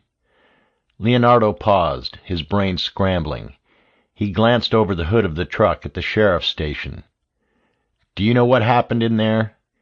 "I heard," Masterson replied dryly. "The whole town is compromised to hell. We can't keep Stark here any longer. The body count is already ridiculous. Death follows that man like a dog. I need you to take him to Fairbanks with you." Masterson scoffed. "Think about it. This place is about to turn into a blizzard, and God only knows how long it will take me and my team to deal with this mess. He can't be here. I know you have space on your helicopter. I'll provide an escort and—" "Absolutely not," Masterson shook his head. "This is ridiculous. What the hell makes you think I'd let that animal onto my helicopter?" Leonardo leaned in. "Because you and I both know this whole ordeal needs a fall guy. It's too big for it to just be brushed under the rug. This hellhole will be teeming with reporters the second they get wind of this shit, and if you think for a second they won't latch on to the overly involved oil magnate as a bad guy, you're high as a fucking kite. You need Stark to live. You need him to be breathing so he can take the blame. If he gets on a helicopter with those contractors, especially after his people just slaughtered a dozen of theirs, he won't make it to Fairbanks." Masterson mulled it over as he stared at the sheriff's station. 15 minutes, Leonardo insisted. "I'll give you Chen. He's no good to us here anyways. We'll chain Stark like an animal, and Chen will be there the whole time. You know this has to happen." Masterson gave a resigned sigh and nodded. "Have him to the airstrip in 10 minutes. Any longer and I won't wait. I'm not getting stuck here by a blizzard." Leonardo knocked twice on the truck's hood. Good. 10 minutes. Masterson climbed into the oversized truck and drove away toward the airstrip. "We're really sending Stark back with those assholes?" Tomlinson asked. "Yeah, we don't have much of a choice," Leonardo replied. "Get him ready for transport. I'll meet you by the station in 5 minutes. I need to get these clothes off. They're soaked and it's freezing." 2 minutes later, Leonardo pulled on a thick blue cotton sweatshirt with the FBI insignia emblazoned on the chest. He looked down at it with disgust. In his 15 years with the Bureau, amid all the bullshit he'd seen, he'd never come to hate the organization as he did now. As he pulled a pair of sneakers from his suitcase, his eyes wandered to the cardboard box on the desk. The words "Stark Evidence" were written in Ferrara's elegant handwriting across its front. He walked over and pulled off its lid. The contents were sparse. just the clothes and a few items Stark had been carrying on him when he was arrested. Leonardo thought back to his first impression of Stark, a pompous, insane millionaire terrorist with a shit attitude. He played out their conversation in his head. The last words echoed through his mind. Stark had called it. Leonardo was the bad guy. The black FBI SUV pulled up next to Masterson's helicopter. Stark sat in the back seat next to Leonardo. Leonardo had not spoken a word since Stark was dragged out of his cell in chains and tossed into the seat next to him, but the man's silence betrayed his regret. Chen was waiting by the helicopter's door when the other agents pulled Stark out of the vehicle. Leonardo exited the SUV and gave Stark one final pat-down before nodding to the tall Asian man. "Get in," Chen said. His voice was weak, almost as if the perpetual chip on his shoulder was gone.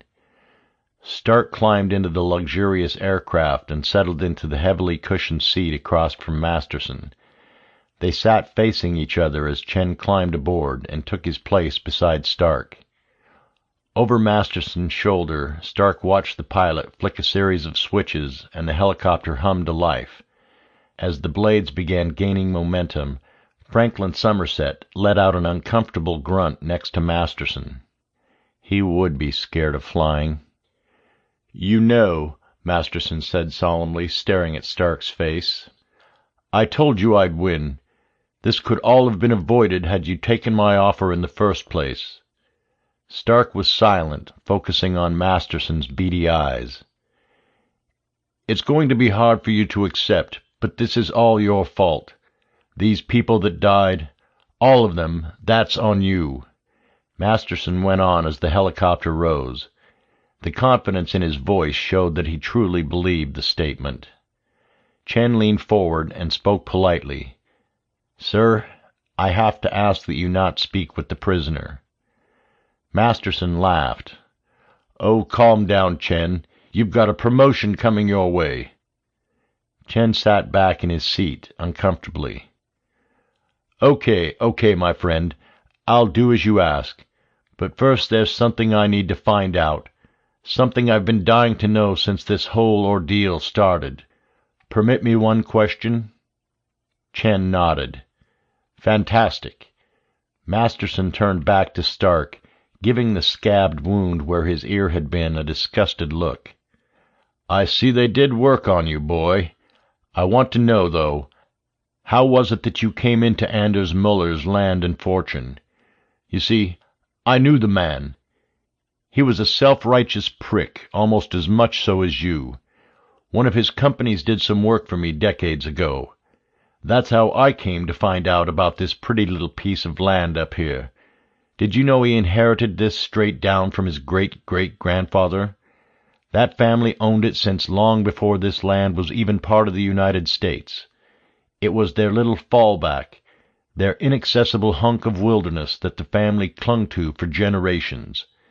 He told me off a dozen times when I tried to buy it from him, and when I found out he'd passed, well, let's call it what it was, when he killed himself, I knew it was time that land was mine. Of course, this whole mess will take a couple of years to blow over, but soon enough I'll have my prize. Through some friends in the law enforcement and intelligence communities, I've learned that you had it in with his daughter before she disappeared. Tell me, did you kill her?" Stark shook his head and smiled. "Oh, come on now, boy. You're already off the deep end. Just tell me the truth. How did you steal that inheritance?" "It's a long story," Stark began. His voice was raspy as he tried to organize the narrative in his head. "We've got, 2 hours? Go ahead. Don't be shy." Masterson flashed a patronizing grin. "All right. I'll tell you, but I don't think you'll like where it ends," Stark returned the smile. "I was a deviant growing up, and the Corps didn't help. But in college I met Paige. That girl turned my life around. Since the first day we hooked up, we were inseparable, 2 broken, fucked-up kids who only had each other. I was in a bad place back then, and so was she. One night she OD'd on coke. Her dad said he was going to disown her if she didn't get her shit together. So we decided to take a year off, travel the world, and get our heads on straight.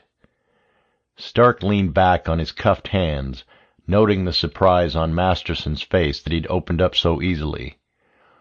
We did Europe in a few months, had an incredible time, fell even deeper in love. That girl was the one good thing in a world of shit. But we wanted something more, not the cobblestone streets of London or the flooded alleys of Venice. That wasn't the world, those were just places.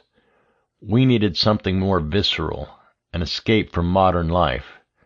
So we flew down to Argentina in the middle of the summer and worked our way from village to village, backpacking through the jungles and just living. By the time we hit Mexico, she'd gotten a little worried about safety. Neither one of us wanted to go back home yet. We weren't ready. But Mexico is a hairy place for a rich little white girl. I told her it'd be fine. I had a friend from the Marine Corps who'd returned home to Mexico after popping on a drug test in the School of Infantry. He was a good guy, honorable, loyal as a dog. His name was Juan Rodriguez. He was the one who killed those sheriffs. Masterson's face darkened, and Chen suddenly perked up, mouthing the name to remember it. So we stayed with Juan and his family. Wonderful people. His father owned a used car lot just south of the border where he and his brother worked. They made enough money so that his mother could focus on raising his 2 teenage sisters the right way. But Juan wasn't content there. You see, Juan had joined the Marine Corps in the hopes of earning his citizenship and escaping the boring day-to-day life that his family offered him.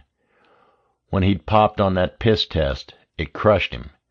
He insisted it was a second-hand high from being around pot smokers, but who the fuck really knows, right? Anyways, Juan wanted something more from life than he was getting, so when I showed up at his door with my beautiful wife-to-be, yes, we were engaged at that point, it only took him a minute to realize that she had come from money. We stayed with the Rodriguez family for 3 days. On the 3rd night, while Juan and I went to the store to grab some more cervezas, Paige was kidnapped from their home by a group of armed men. I found out later that they had thrown her in the trunk of her car and taken her to a nearby vacant lot. It was in that lot that they raped her, cut off her fingers, and then shot her in the head before burning her body in an oil drum. Apparently they didn't realize how rich her family was, because if they had, then they might have kept her alive while they contacted her father and demanded a ransom, rather than just sending the fingers as proof of life. When we got back from the store, I found out she'd been taken, and I went straight to the police. They were nearly as corrupt as you.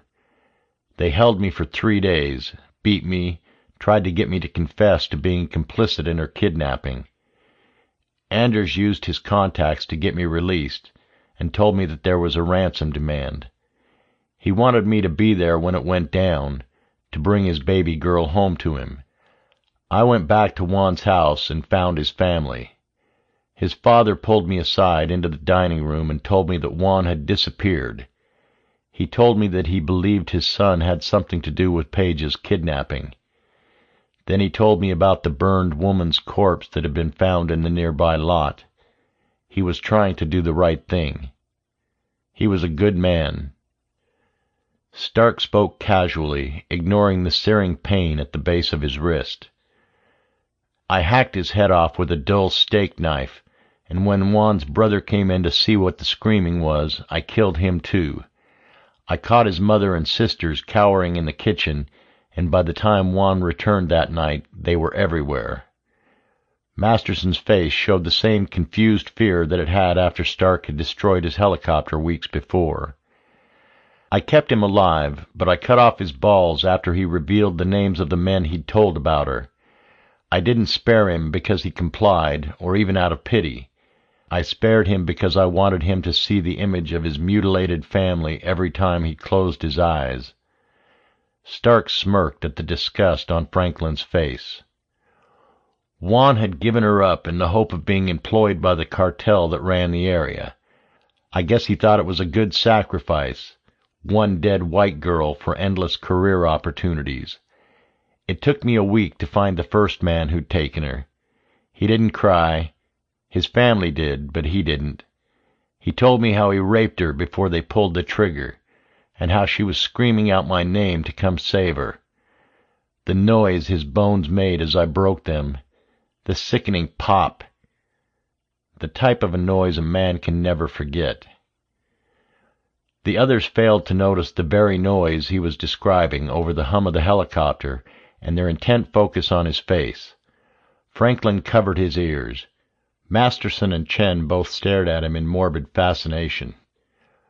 Over the next 3 weeks, I killed 23 people. It got to a point where the cartel had a multi-million-dollar bounty on my head.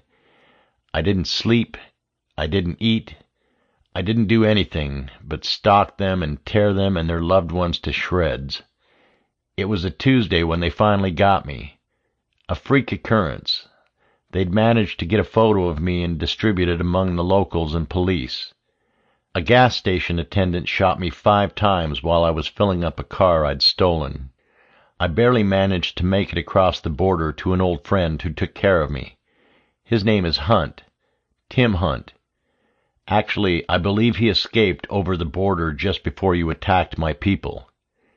Chen repeated the name, then raised an eyebrow. Why are you telling us this? Stark broke his gaze away from Masterson's eye for the first time since he'd sat down, looking out the window at the pearly blue lake beneath them. He felt the thick pool of fresh blood soaking into the back of his shirt. Do you remember the story I told you the first time we met, Masterson? What? Masterson was lost for words. He looked at Chen, and Stark could sense his panic from across the cabin. About what happens when a helicopter hits the water. About the horror? Stark raised his arms in front of him. The intact handcuff dangled from his right wrist. Chen and Franklin recoiled in their seats as Stark's dismembered thumb tumbled to the cabin floor. Masterson stared in shocked disbelief at the bright red gushing wound where it had come from. In his right hand, Stark clenched the knife he had used to cut off his own thumb. The inscription on the blade glinted beneath its crimson coating. F.R.S. with love. Chen flinched hard as Stark swung his arm back and buried the blade into his chest. Stark ripped the blade out, smiling at Masterson and standing. Franklin cried out, but Stark barely noticed. The terror, the sheer terror in Masterson's face washed over Stark's soul like a cleansing fire. The pilot let out a gargling howl as Stark lunged forward over Masterson's shoulder and stabbed the blade repeatedly into his throat. The helicopter spun out of control, throwing the 4 passengers haphazardly around the cabin. Stark latched onto Masterson's throat with a vice-like grip, pulling him close as the helicopter careened downward toward the lake. Nobody wins, boy.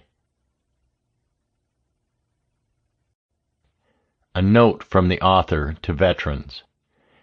I felt compelled to add this note at the end of this novel in the hopes that it might reach a veteran struggling to keep it together after rejoining the civilian world. I served in 1st Battalion, 9th Marines from 2008 to 2012. During that time, I was incredibly lucky to be a part of an irreplaceable family of young men. We went to hell and back with nothing but each other. We fought together, ate together, shit together. We did everything together, and despite our petty differences, there was absolutely nothing in the world that could have torn us apart, at least until our EAS dates came along. 4 men whom I considered closer than brothers have taken their lives since then.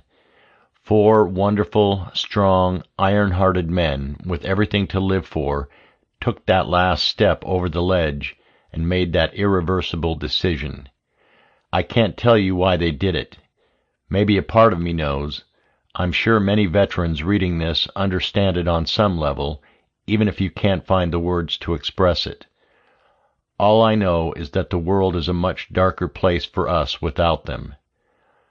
I offer this humble plea, hoping that should any of you reading this ever find yourself staring down into that dark abyss, you simply remember and consider it.